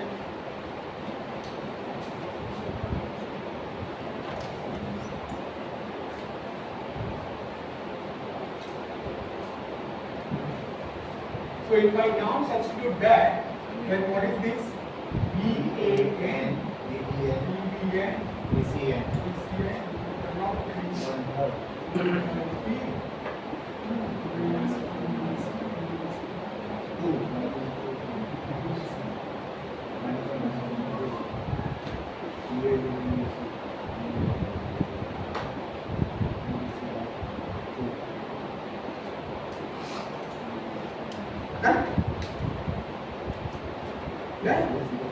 Now look at here what I have done. What I said, I want to represent AC side voltage in terms of the DC voltage. See? DC voltage. Now DC voltage is VDC by 2. Is it DC voltage? What is UA, UB, UC? Minus 1 plus 1. Yeah, so UA, UB, UC are all the switching functions of leg A, leg B and leg C. So let me plot UA. So now look at here. Let us say I am not doing any PWM methods. I turn on half of the time top switch on and half of the time bottom switch on. Then what would be UA? UA would be this. I am plotting this. See? So what would be UA? Half of the time it is top Plus switch one. is on. Other half of the time Minus bottom one. switch is on. So this is T by 2. This is T by 2. Sorry, D. T. This is T. So this is plus 1. This is minus 1. And what is this? This is UA. This is the UA. Correct? This is called the 180 degree operation of the converter. Correct? I am not doing any PWM. So what would be UB? UB will be exactly UA but delayed by 120. 120. What would be UC? It will be exactly UA 240 but delayed by the 240. Is it? So now UA, look at here. What is VAN? VAN is nothing but it's a 1 by 3 into 2 times UA minus 1 time UB minus 1 time UC into VDC by 2. So now, if I say this, if I take this matrix, this is UA, UB. If I take this, I can write this. If I take 2 here, then this becomes 6. This becomes 1 by 6. So this I am saying SA, SB, SC, this is VDC. See, this is SA. What is SA? SA is equal to 1 by 6. 1 by 6 into 2 times UA minus UB minus UC. Is it? So this is 1 by 6, 2 times UA, UB, UC. This will be SA. So you see that what I have done now, which is SA is called the switching function of leg A, SB is called the switching function of leg B, SC is the switching function of the leg C, and so my AC side voltage is nothing but SA, SB, SC to VDC. Where SA, SC, SB is nothing but this matrix. From where I will get UA, UB, UC? I will get my UA, UB, UC from controller. I will teach that, is it? From how to get the UA, UB, UC. Done? So the first part is over. So what I said, there are two parts. You have to represent the AC side voltage in terms of the DC voltage. That part is over. Now second part, I have to represent DC side current in terms of the AC current. So can you guide me, or do you have any clue how to represent now IDC in terms of IA, IB, IC, IDC in terms of the IA, IB, IC? Is it? That is the second piece. Now to do that, we'll assume one thing, and that assumption is that this converter itself is a lossless. Is it? There is no loss within the converter. If there is no loss within the converter, then the power on the AC terminal of the converter and power on the DC terminal of the converter will be same if there is no loss. What is the power on the DC side of the DC terminal of the converter? It is nothing but the DC voltage DC into IDC, is it? That is the power on the DC side of the converter. What is the power on the AC side of the converter? So this is nothing but a VAN into IA, VBN into IB, VCN into IC. Is it? That is the power on the DC side of it. So let me write. So it is VAN into IA. capital into IA, VBN into IB, VCN into IC. This is the power on the DC side. Right? So now I can write this left hand side. I can write left hand side in a matrix form, which is IA, IB, IC. So this is VAN, VBN, VC. Correct? I can write it. So this is a dot product. If you open it out, you will get this equation. Correct? Are you with me? Yes, So sir. now what is this VN, VBN, VCN, VBN, VBCN, SA, SP, SC into VDC? I can write it. So if I write that, that I am writing here. Right? So what is this? VDC into IDC. What is this? This is IA, IB, IC. What is this? SA, SP, SC into VDC. Correct? I can write it like this. Correct? So this VDC and VDC cancel out. What you will get? IDC is equal to SA into IB, correct? IA into SA plus IB into SP plus IC into SC. Now you see that I have represented DC side current in terms of the AC current. So DC side current and AC side current are associated with the switching function SA, SC, SC, and my AC side voltage are associated to DC voltage with the same switching function SA, SC, SC. So now this converter is just being represented by this matrix. It is represented by this matrix into VDC. This matrix, right? Where I put it? It is by this matrix, right? Okay. So now I will show you that half bridge converter I showed you. Within no time, same simulation I can convert into the three-phase this system, is it? Just look at it, yeah.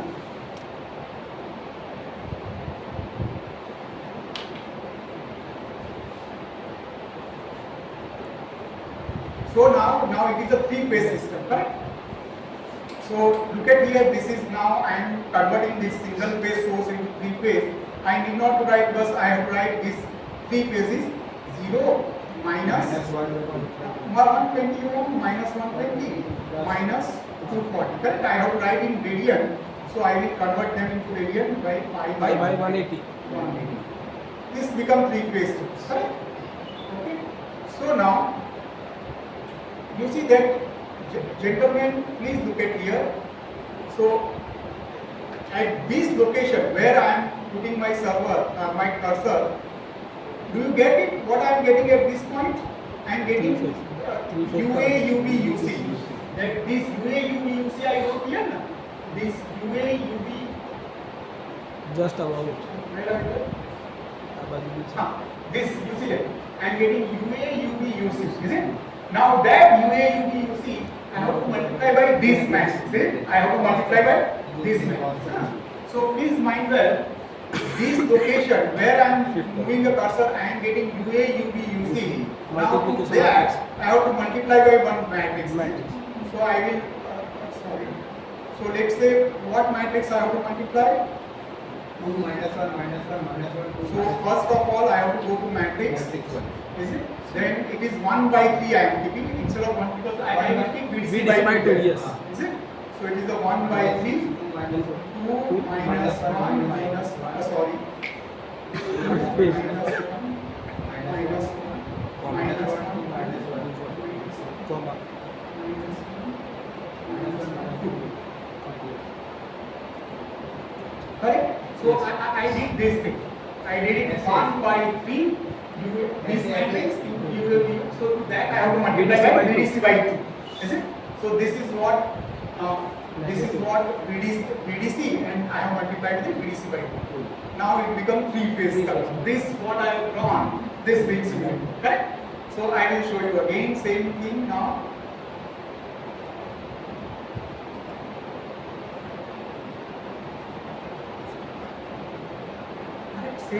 Same current, same thing, same value, nothing will change, it becomes 3-phase. Done. So this is what inductive current, is it? Inductive current. Now if I want to capacitive current, I think I put it 622, correct? Yes, 622. 622.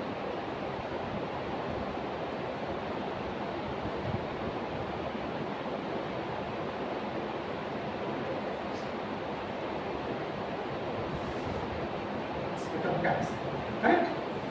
Done? So you see that. Now if I suppose the same circuit you have to solve.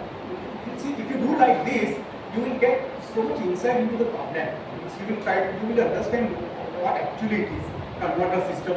If you drag and drop, you don't know anything. But if you have done it correctly, then only you will get correct results. If you have modeled correctly converter, then you will get the correct result, otherwise you won't get it.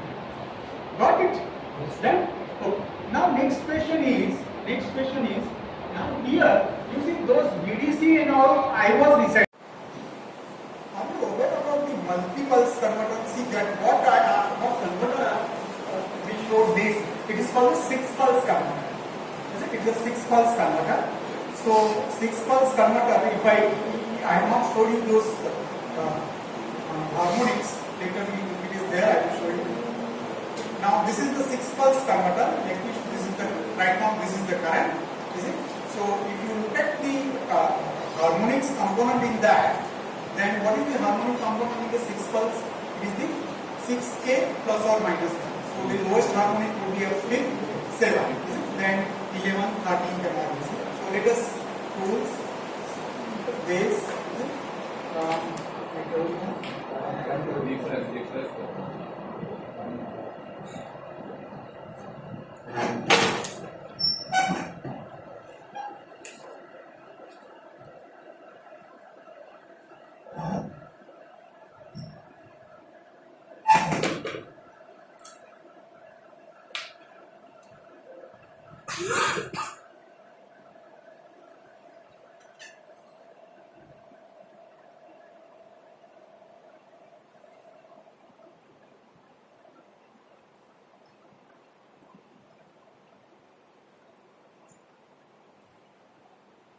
Can you say same 10 ampere current here? Same 10 ampere.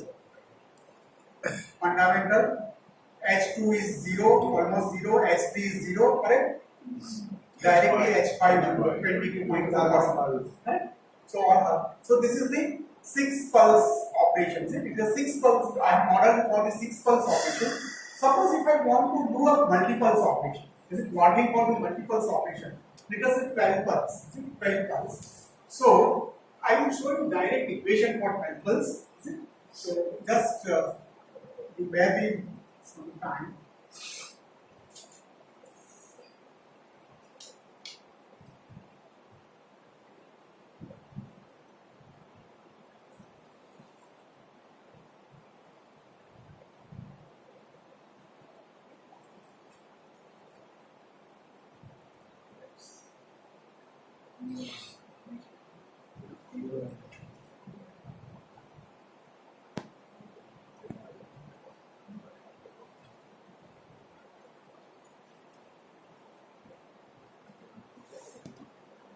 that is what I taught you. It is here. I think this is Professor Padiyar's room.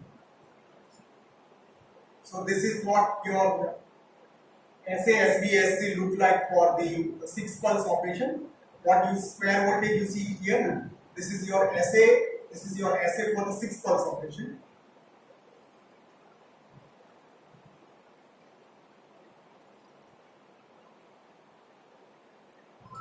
So this what you see at the bottom, with all these three, these are the SASBSC for 12 pulse operation, not 12 pulse. I will show you first the equation for the 12 pulse.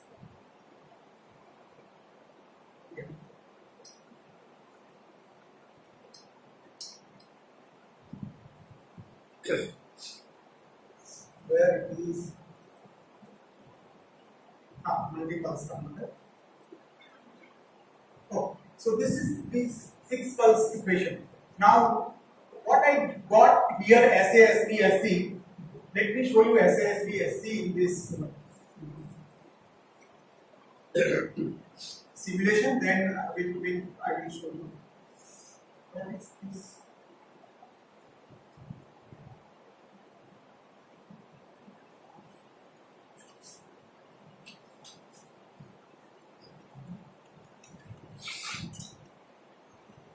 Emacs.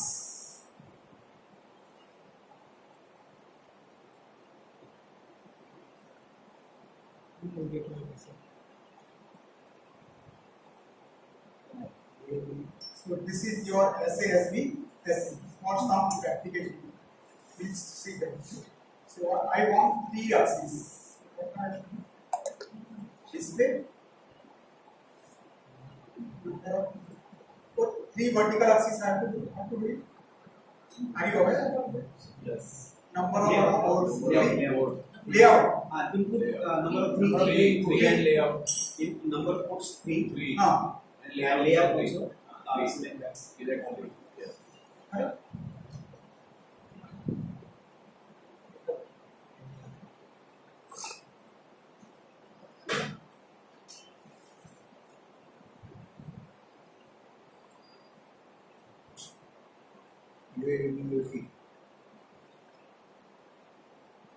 I don't know whether it is correct. So check it. This is the 6 pulse. SASBSC. This is the SASBSC 6 pulse operation. Is it? Or I have to do 1/6 here. Then only I will do it. So it's instead of 1/2 here, I will keep it 1 here. Apply. Okay. Then what I will do? Instead of 1/3, 1/6. 1/6. Correct? Both is same.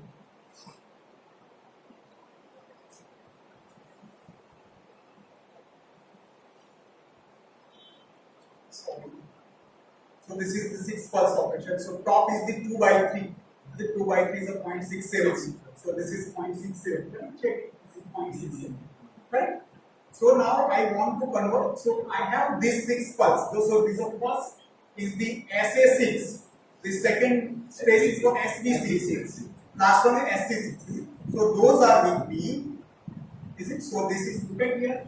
SA6, SP6, those are with me. What I have to do? Now I have to find out the SA6 which is delayed by the 30 degree.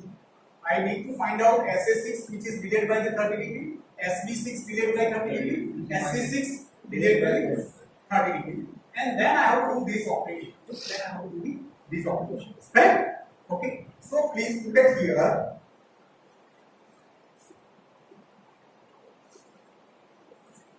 Master, यहाँ से कुर्सी.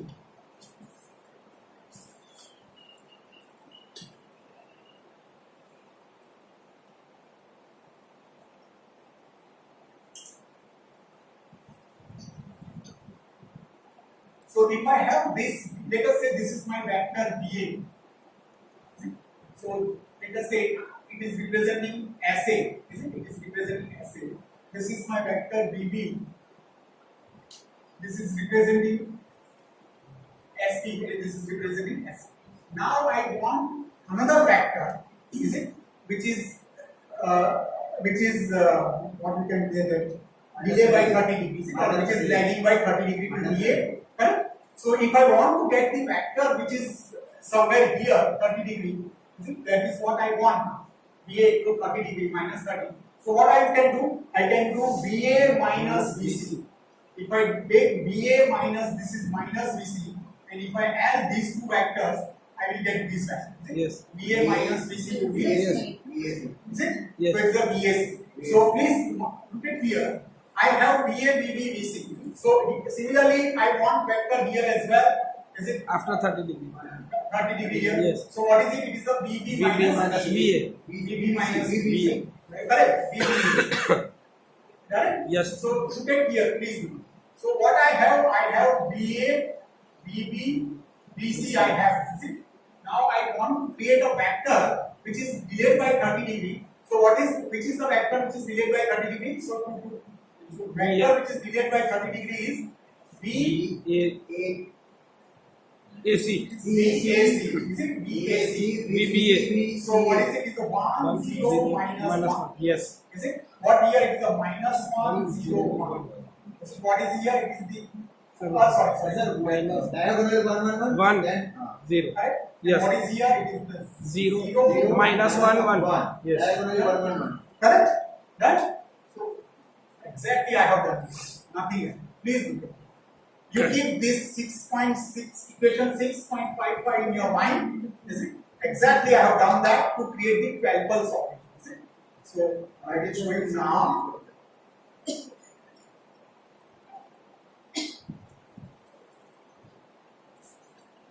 You see that, please look at here. I am getting at this location where I am what I am getting? I am getting SA, SB, 6 parts. 6 parts, correct? Now look at this. You see that matrix what I wrote 1 0 minus 1. So here what I am getting BA, BB, BC. Where I am highlighting line, it is a BA, BB, BC. Correct? Yes. So now to get this BAC, BBC, that matrix, I have to multiply by that matrix. 1 0 minus 1. Look at that matrix I have. And I have divided by square root of 50. If I don't divide it because it's line to line voltage, so I want to make it phase voltage. Nothing. But you see that it is 1 0, the same matrix I have written. Yes. Correct? Now that again. Now, can you tell me why I wrote this matrix?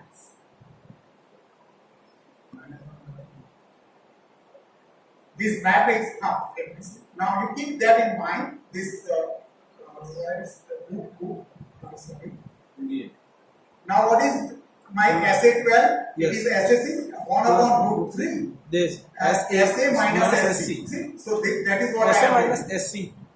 Whatever SA minus SB is there. SA minus Okay, yes, SB. yes, SB. Is it? Correct?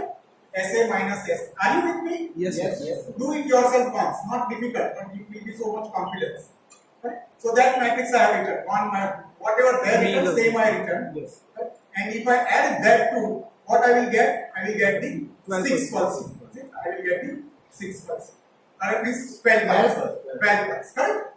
So means with 2 6 pulse you can convert into the 12 pulse. With 2 12 pulse you can convert into 24 pulse. With 2 24 pulse you can convert into 48 pulse. Gentlemen, if you don't know this way to do that, it will take 1 month to create this 12 pulse connection or you will not get the correct answer. So very difficult. So I will simulate. Let me first simulate with the 6 pulses. So this I will connect, disconnect. This is what my 6 pulse. Yes. Same circuit, is it? Same circuit. So this is VDC by 2. I have taken VDC by 2 here. So there will be 1 by 3 instead of 1 by 6. I can do that as well. Answer will remain same.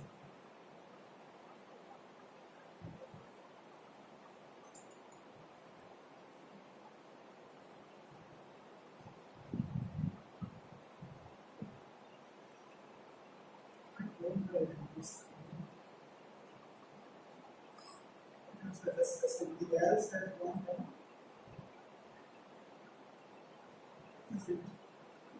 Just coming. Just coming now.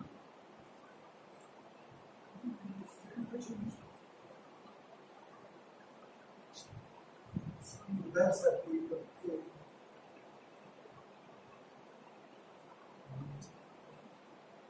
I don't know. So how much voltage we put for 400? Huh? 400. 400. And 612. So VDC is 400.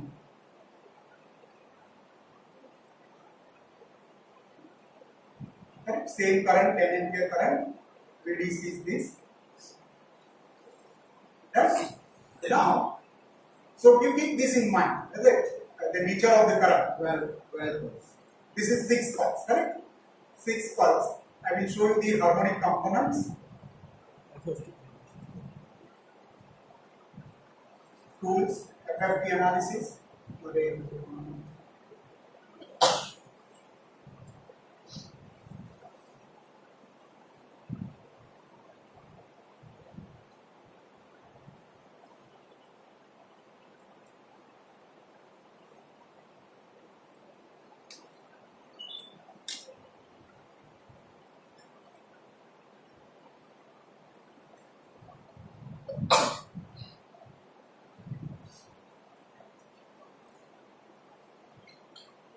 So fundamental, direct H5 is it? H3 is 0. 6 pulse, correct? H5 is there. Now what I will do, look at here, please see on the screen, I am deleting this line. Here the output is the 6 pulse. Now I am adding 2 6 pulses. Yes. So here it is a 12 pulse. 12. Now if you do multipulse operation, then the requirement of DC voltage will reduce. That is one advantage. Is it? For getting muscle use. Now the voltage will be half voltage is increased. See what we did is 200. Correct? Now, so you keep this nature in the mind. This is the harmonics. Correct? Now I am again.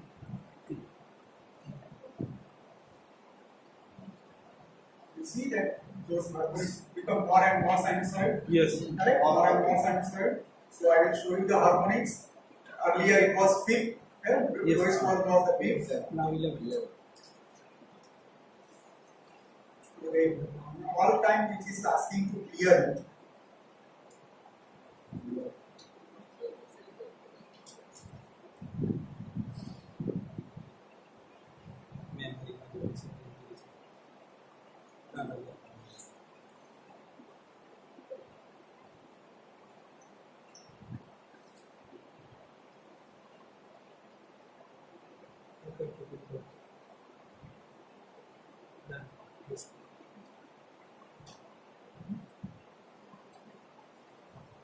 Yes, 5 jati rahi.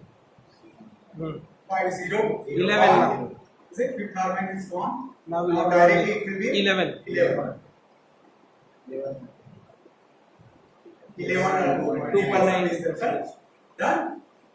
Okay. So this is the 24. Harmonics are, you see that current is become more sinusoid, correct? Now what I will do? I will disconnect this and now I will connect 24 pulse. This is the positive 24 pulse, is it? So 212 pulse is connected. So this is the 12 pulse, this is the 12 pulse, so this is the 24 pulse. You keep this current in the mind, correct? Yes. So now let me clear it. First of all, clear. Yes.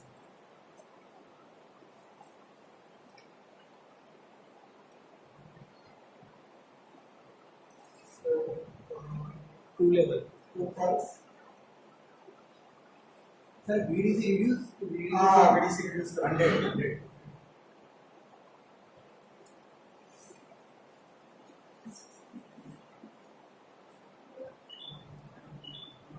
बाकी magnitude double थे जाए. Magnitude double that, right? More sinusoid. Alpha 24. So, multi-pulse connections, they are difficult to implement. Up to 12 pulse is okay, but beyond 12 pulse, the transformer connections are so complicated. People don't like to implement, is it? The transformer connections, special transformer, not normal. આટલા બધા So they They're happy with their up to 12 pulse connections are very common. But doing this way, even I have done 48 pulse, 96 pulse, anybody can simply arithmetic equations are there. Then my next job is that you see that BDC I am designing in every case 400, 200, 200. But in real application it is not possible. Like some controller you have done. So now one of the example I will show you where I have implemented the controller. My real job is still left. I wanted to show you modular multi-level converter. Such equations I can write for modular multi-level converter and I can implement it. So these are preliminary things. Okay? But I will leave all these simulations here. Okay, you can use it, learn it.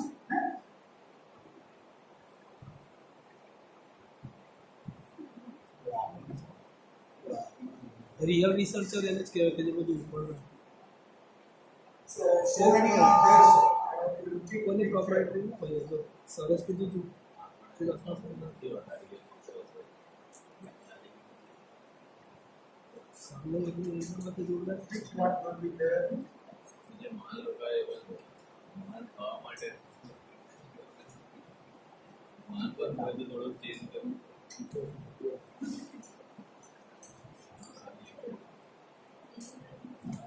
जैसे कुछ ये कौन सा है?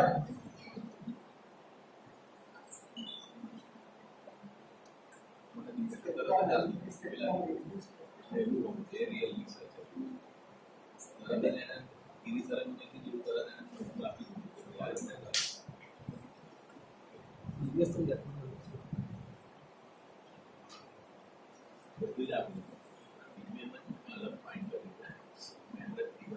Now, till now, I used to take BDC as constant, some 200. Now it is not like that. Now, what is this BDC? Now, state equation. You see that there are two state equations for this.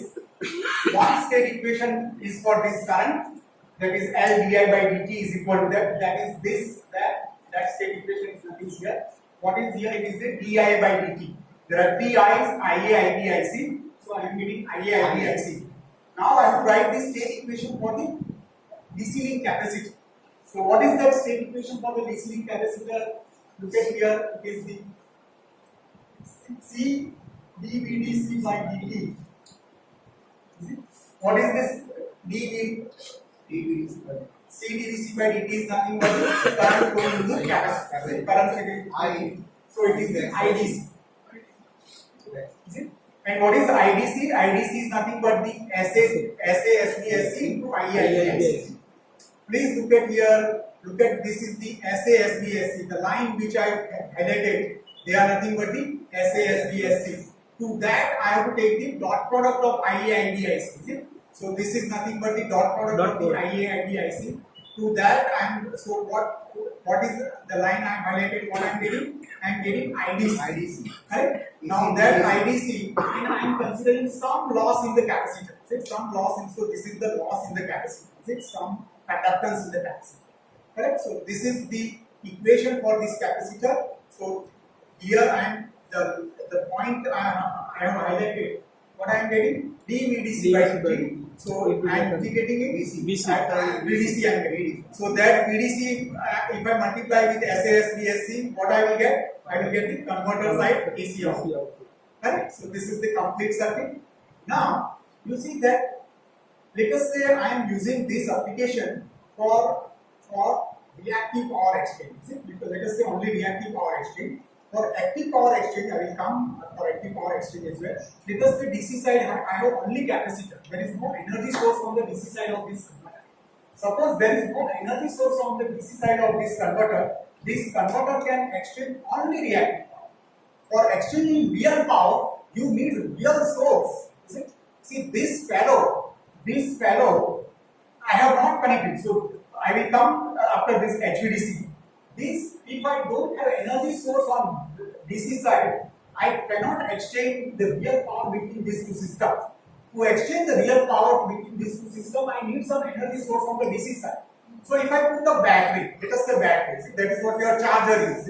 What charger is this? So if I put a battery, then this battery can charge. It can take real power and it can charge, is it? that we can give the real power to the system. So if I want to exchange the real, let us say, another point. Suppose if I want to exchange only reactive power, then what is the concept? You will control this voltage. You see that if this voltage VA, I will let us say I am saying this voltage as E because it is the control voltage. I can control it. Is it this voltage I can control it by controlling the switching. So if this voltage E is less than VA and both are in the same phase, then reactive power will flow from here to here. Correct? If E is more than VA and both are in the same phase, reactive power will flow from here to here. Is it? So if both are in same phase, there will be no exchange of the real power. Right?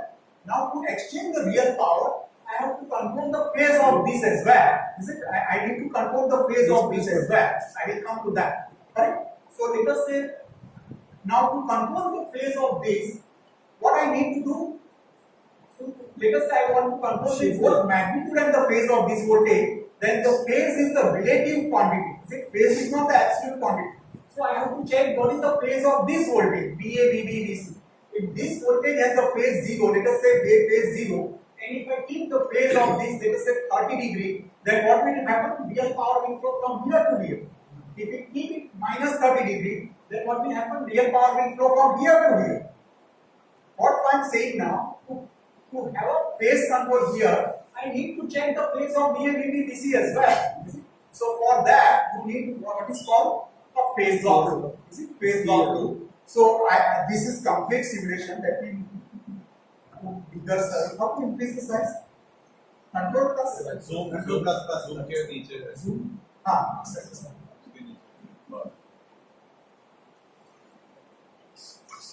Okay, just.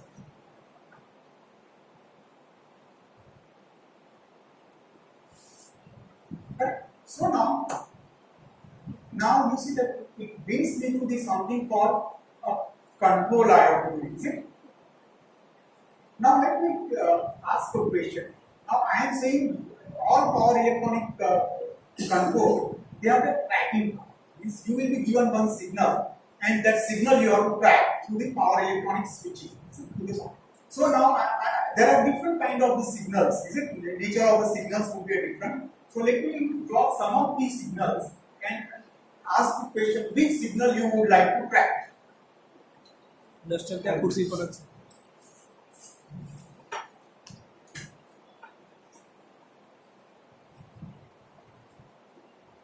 So let us say these signals you have to track it through power electronic controller. So signal 1 I am saying, let us say that signal is something like this, which is varying with the time. Science or nature. Second signal I am saying, let us say two signals. I do not want to put many signals. This is time t. This is time t. Second signal has a this as the nature.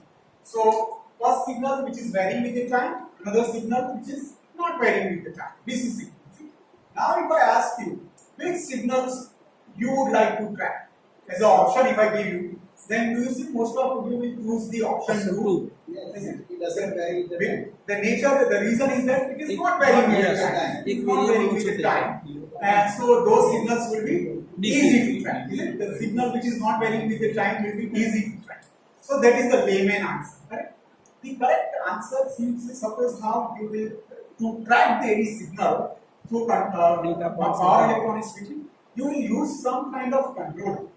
So the simplest controller in the you use some kind of the controller. Now that controller will track the signal, that whatever signal it is supposed to track. Will it track or not? It depends upon one thing, and that depends upon what is the gain of that controller at the frequency of the signal that has to track. Right? So now you see that suppose if I give this signal and if the gain of the controller is infinity, if the gain of the controller is infinity at the frequency of the signal to the track, then that controller will faithfully track the signal. Is it? So if let us say now what are the controllers you have available? The simplest controller is the PI controller. Is it simplest controller is the PI controller? So if I write the transfer function of the PI controller, what is it? It is the KP plus PI by S. This is the transfer function for the PI controller.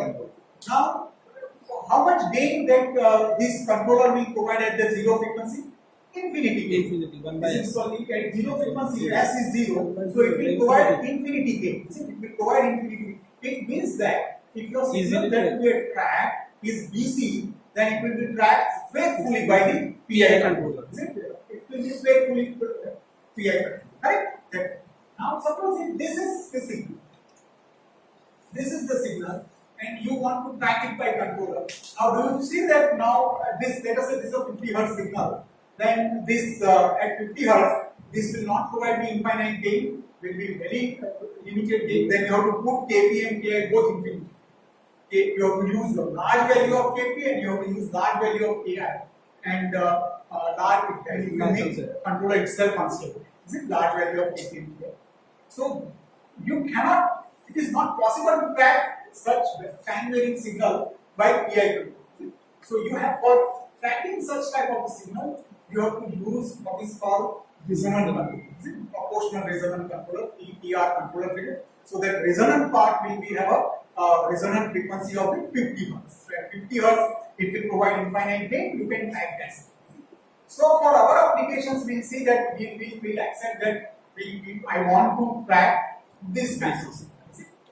But now here you see that when I say I want to track the signal, means I want to track this IA, IB and IC.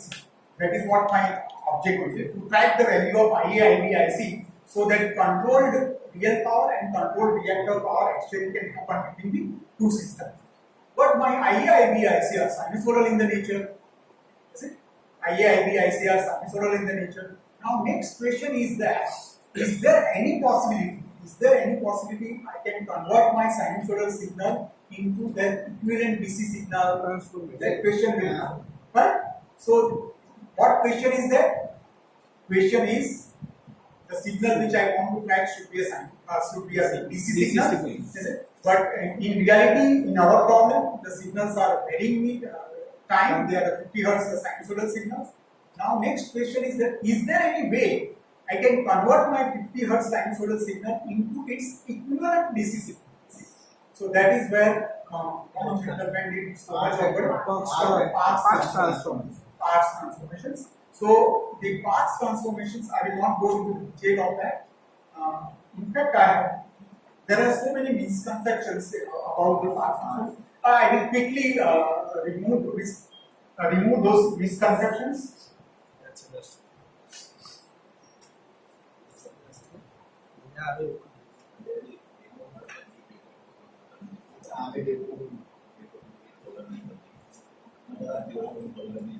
So what is that path transformation? If I write it here, okay. I don't know whether let me write it. I am not aware whether it is xv, xq, x0.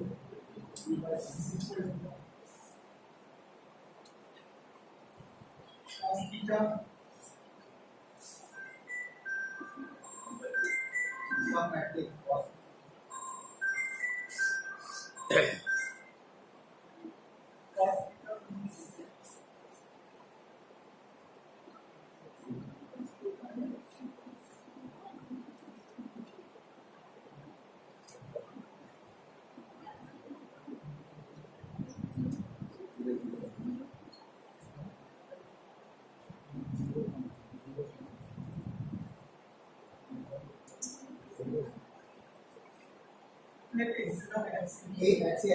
ABC. F because X will reserve for the reactance.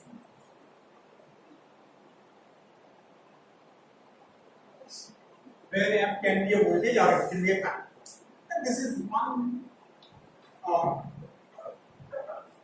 the form I have written, right?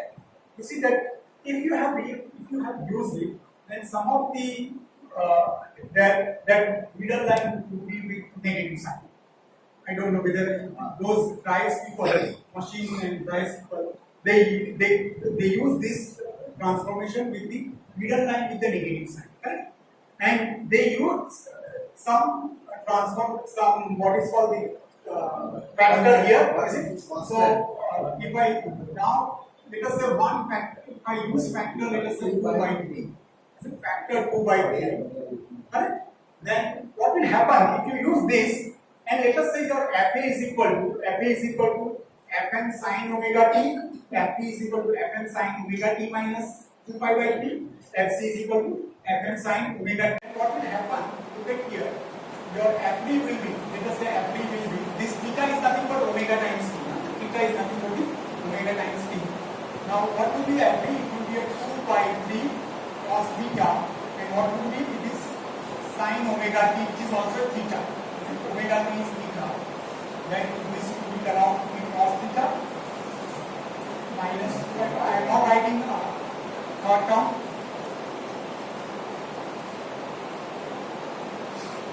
So if you do this will turn out to be a 0.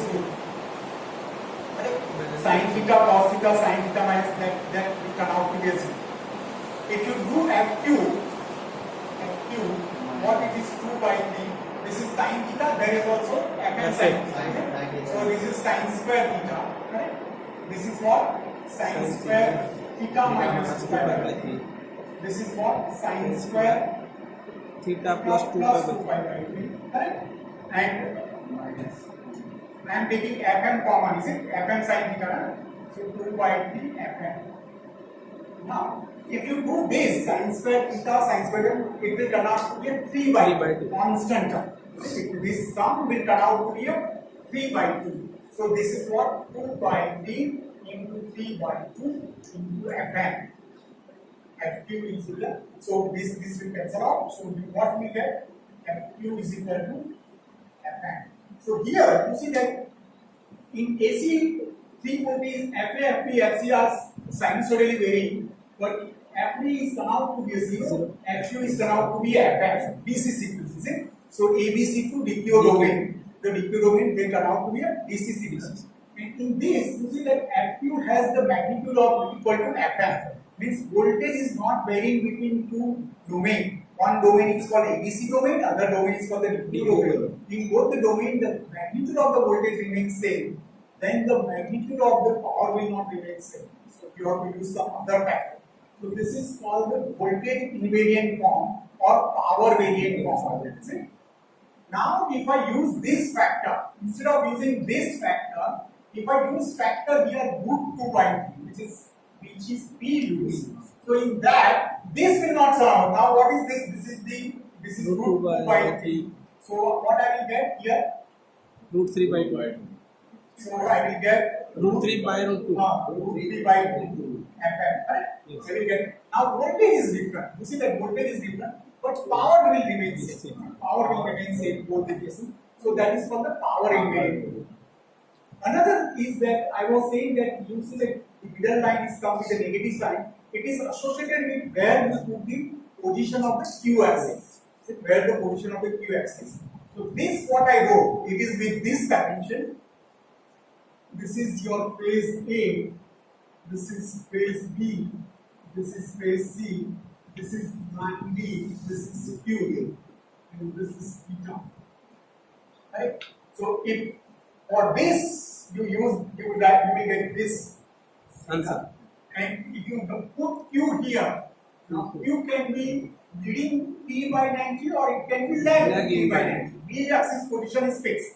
Correct? So if you put TQ leading to D, then the middle line will come with the negative. Please verify this. Is it? Please verify. So now I will cut long story short. I will quickly show you these relations. Sir, that is because of Padiyar's reference and that is because of Kunju's reference. Because both having different. It's okay. Whatever transformation you use, you have to stick to that. For part of the problem you do this, part of the problem not. Whatever you use it, you stick to it. Consistently you have to use everything. Okay. So quickly see that done. This converter. What is this part? This is the DC link equation. What is this? This is the AC link equation. Correct? Are you with me? Yes, sir. Okay. Now what I will do? I will take VABC and IABC in the controller, and this is what ABC to DQ. I said that you have to track the what is this? Look at here FD. What is FD? FD is the cos theta into FA, this into FB, this into FC. This it is the dot product of my FA, FB, FC and this cos theta. What is my FQ? It is the dot product of sine and Sine.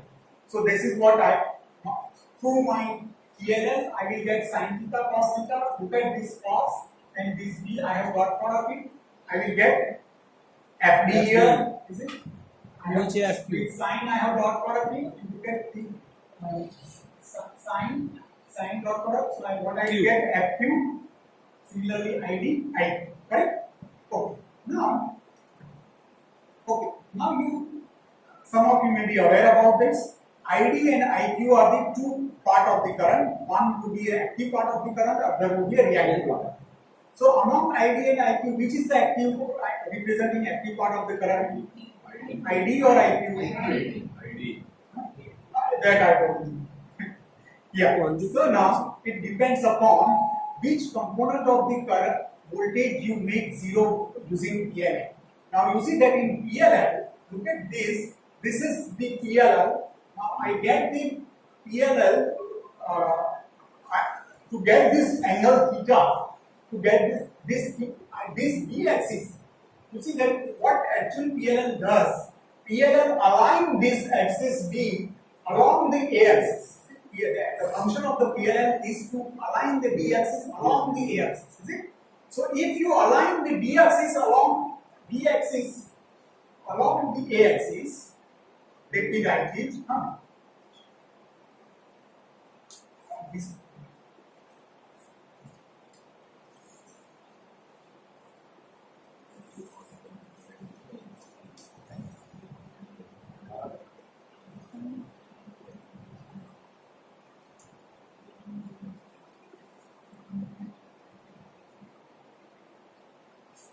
So for my convention, let us say I am putting Q axis here. See? So for that one I have written.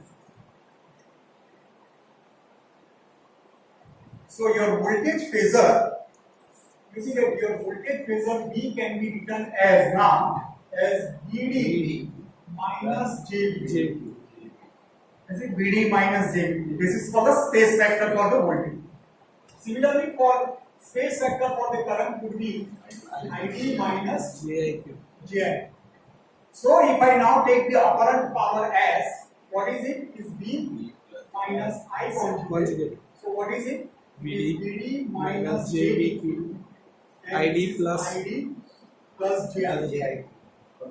Now what is this real power? BD ID plus BQ IQ plus J times. What is it? It is BD IQ minus BQ ID. This is your, so this is your P. Active. This is your Q. Is it? So what is your P? Let me write. Your P is equal to BD IQ plus BQ IQ. Correct? This is the P. Now you see that through PLL, I have to make any one component of the voltage as zero. Is it? So in this example, what I show you, I am making B component zero. You see that I am driving B component through PLL. I will drive that equal to 0. BD is a 0. Correct? So if I drive the BD is equal to 0, look at BD is equal to 0. What is my P? My BQ P is IQ. equal to BQ into IQ. Is it BQ into IQ? What does it mean that IQ is the real part of the current? Is it IQ is the real part of the current? What is my reactive power? Look at reactive power is the BD into IQ minus ID. BQ into ID. ID. Now I am driving BD is equal to 0. So I can say the ID component is the reactive part of the current. Is it reactive part of the? That is what I does.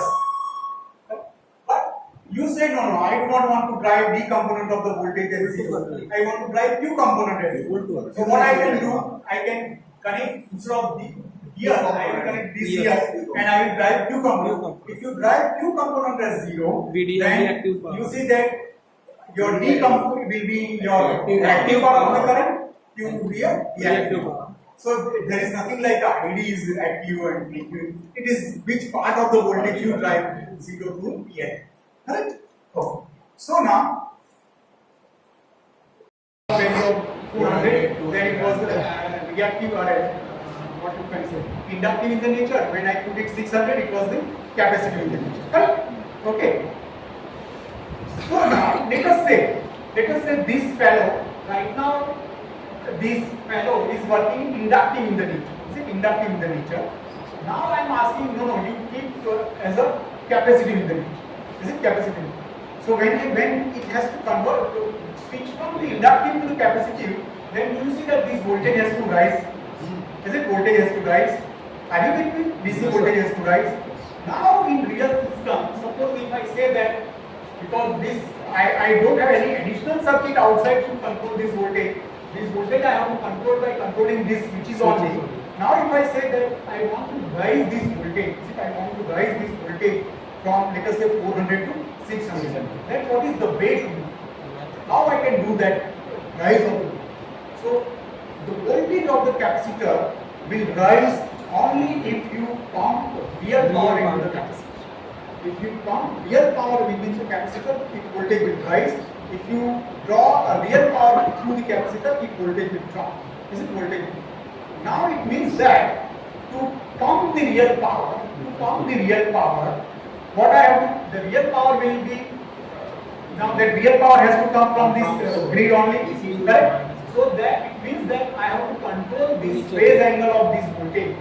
I have to change the phase angle of this voltage, then only real power can go there. Is it? So if this is the 0, if this phase is 0, then I have to feather it with some negative value, right? So now means by controlling this phase angle of that voltage, I can control the receiving voltage. See, I can control the receiving voltage. So now I am saying this is what my actual current reactive current ID. This is what I want my ID. I am taking this PI controller. So the output of the PI controller will give me that phase angle. It will set that phase angle. Okay, you keep this phase angle, so the voltage will become this. So this is the phase angle I am getting here. So once I get the phase angle, so if this is the let us say this is the phase angle alpha, is it? This is the phase angle theta.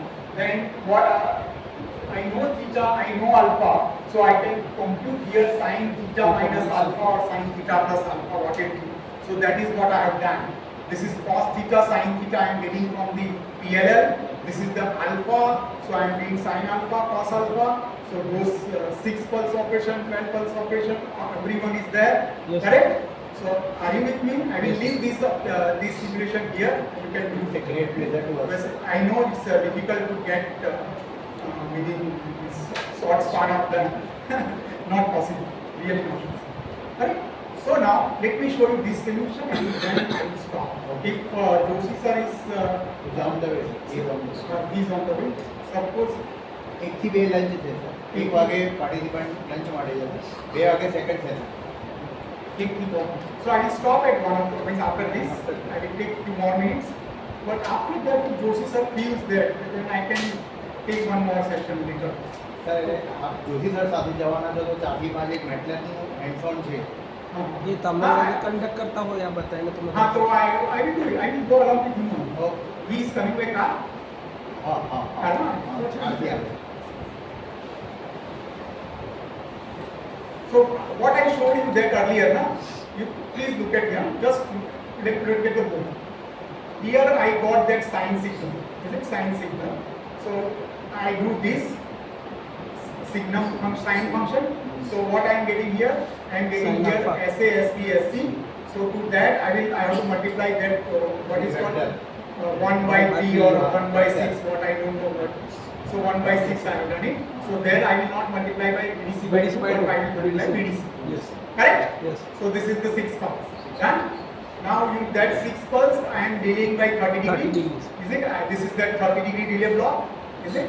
Yes. So again then VA minus A. So if I add these two, so what is this here? 12 12 pulse. pulse. So 2 12 pulse I will make it 24 pulse. 2 24 pulse I will make it 48 pulse. Correct? I will leave it here, you can. Now then here I have used the switch. So if you put 2, then it will select second T2. signal. If you put 1, it will select One. first signal. Now I am not keeping that DC link voltage myself, 300, 400. Now controller will Controller is- Controller will correct? So let us, if I put it 1, if I put it 1, it is 6 pulse. If I put it 2, 12 pulse. 3, if I put it 3, 24 pulse. If I put 4, 48 pulse. 48 pulse. Correct? So let us take 6 pulse operation.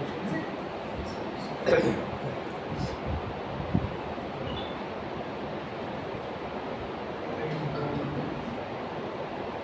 Is all MATLAB.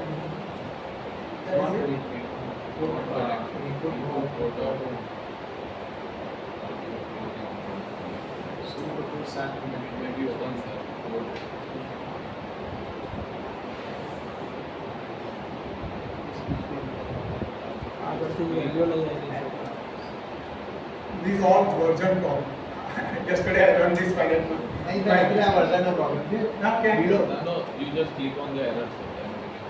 just a minute, just a minute. You get a VHR. Car के बाद VHR 20 मान. Just a minute, just a minute.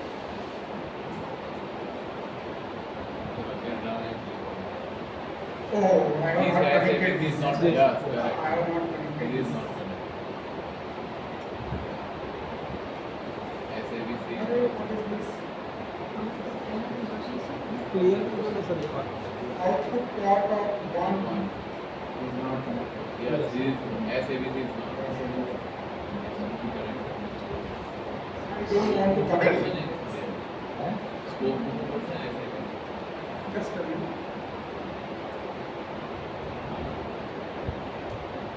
Just a minute. Sir, for me ऐसे ABC आकर feedback ना. It should not do that. तो tool ना open करने के लिए This newer version, That's a version problem.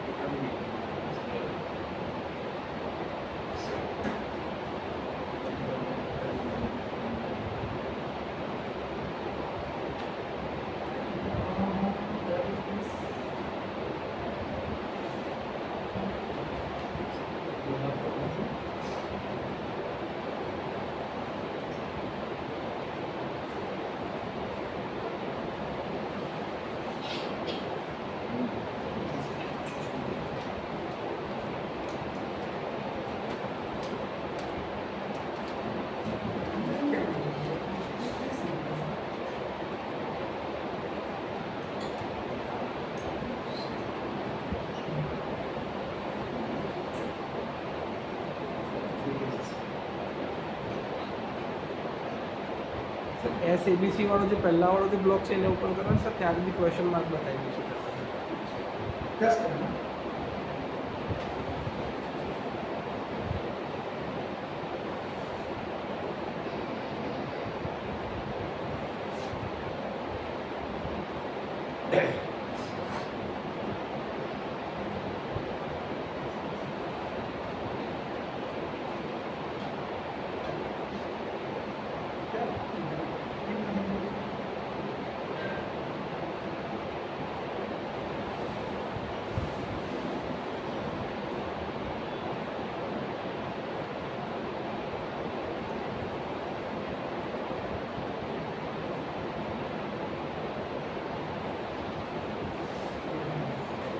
Let me see some other solution.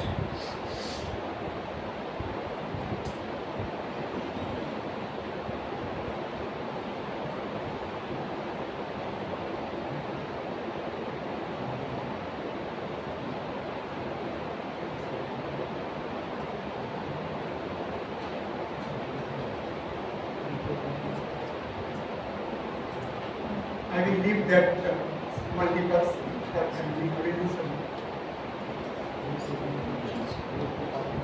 So this is very clean simulation.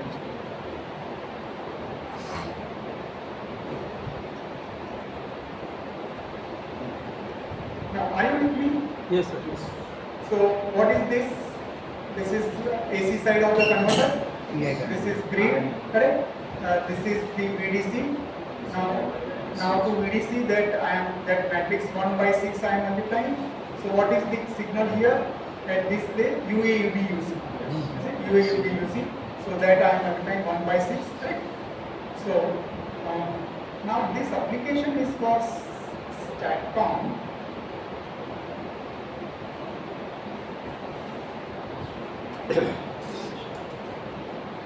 Are you aware about the vector control? So this is vector control implemented. Before let's say, because this is good concept, but vector control, I have presentation for that. Just a minute. Just a minute. Just a minute. I mean, with this I will stop.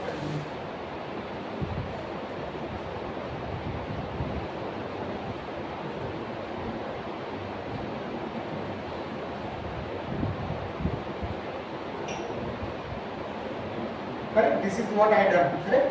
Are you with me?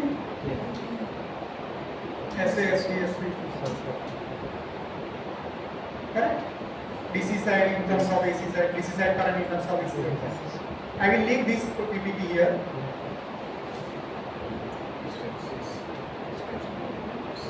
This is what I said, correct?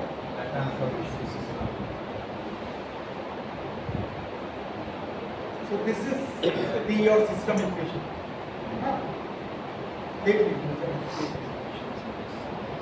This is what we use parts transformation.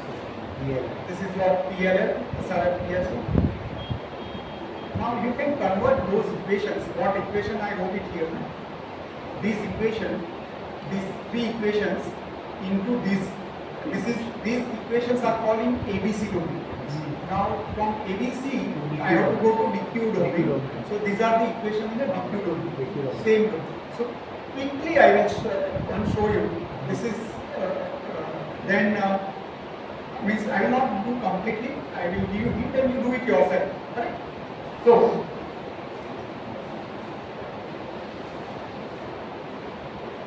duster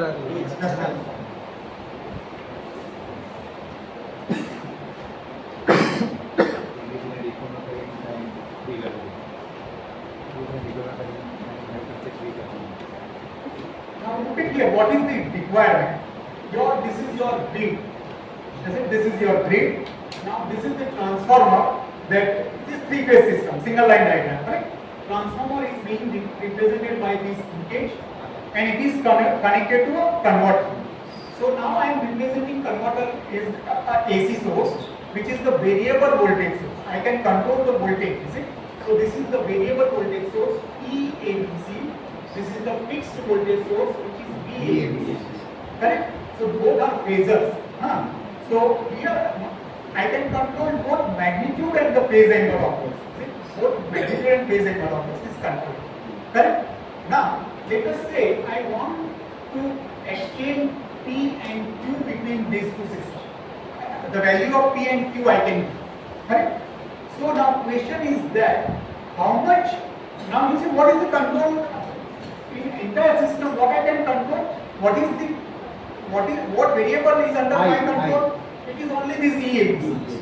That is what under my control. Nothing other is under my control. What I can control is the EABC. Now I am asking the question, how much EABC I should put so the required P and Q will flow. That is the question. I can give you VABC. Let me put some number. Is it number? There is nothing wrong to putting some numbers. So let us say VA is equal to 230. So VB will be 230 minus 120 is equal to 1. Is it? So now let me put this P is equal to 1 kilowatt and Q is equal to half kVAR. Half kVAR.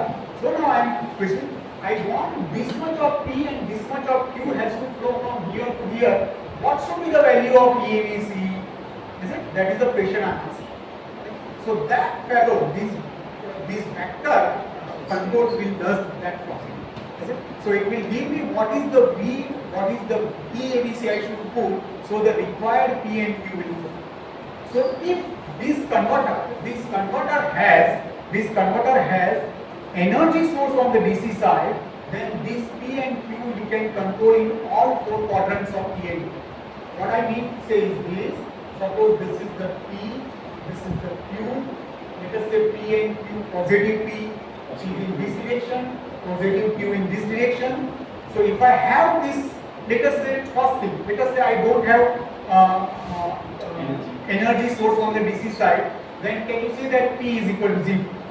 P cannot be exchanged, is it? So what is the Q that you can be exchanged? Q can be here or Q can be here. Q can be a positive, Q can be a negative.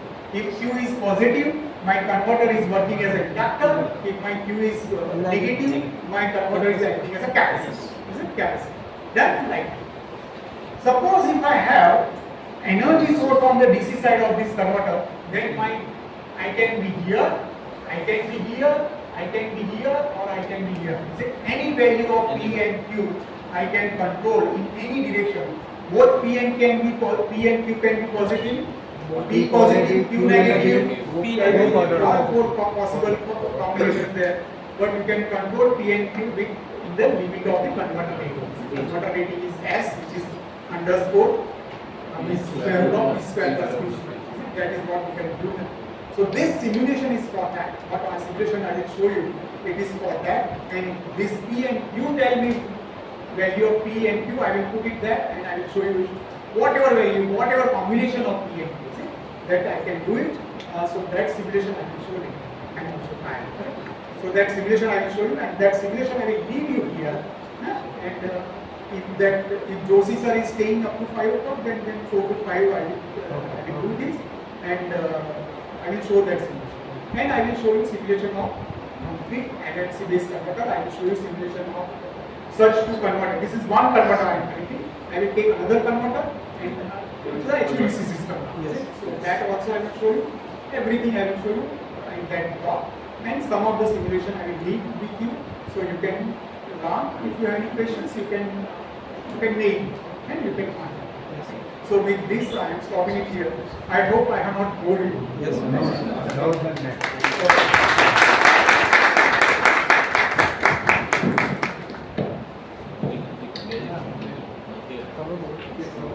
Thank you very much, sir, for being such a beautiful trust from this HVAC system. It is a privilege to have this as season. Thank you very much.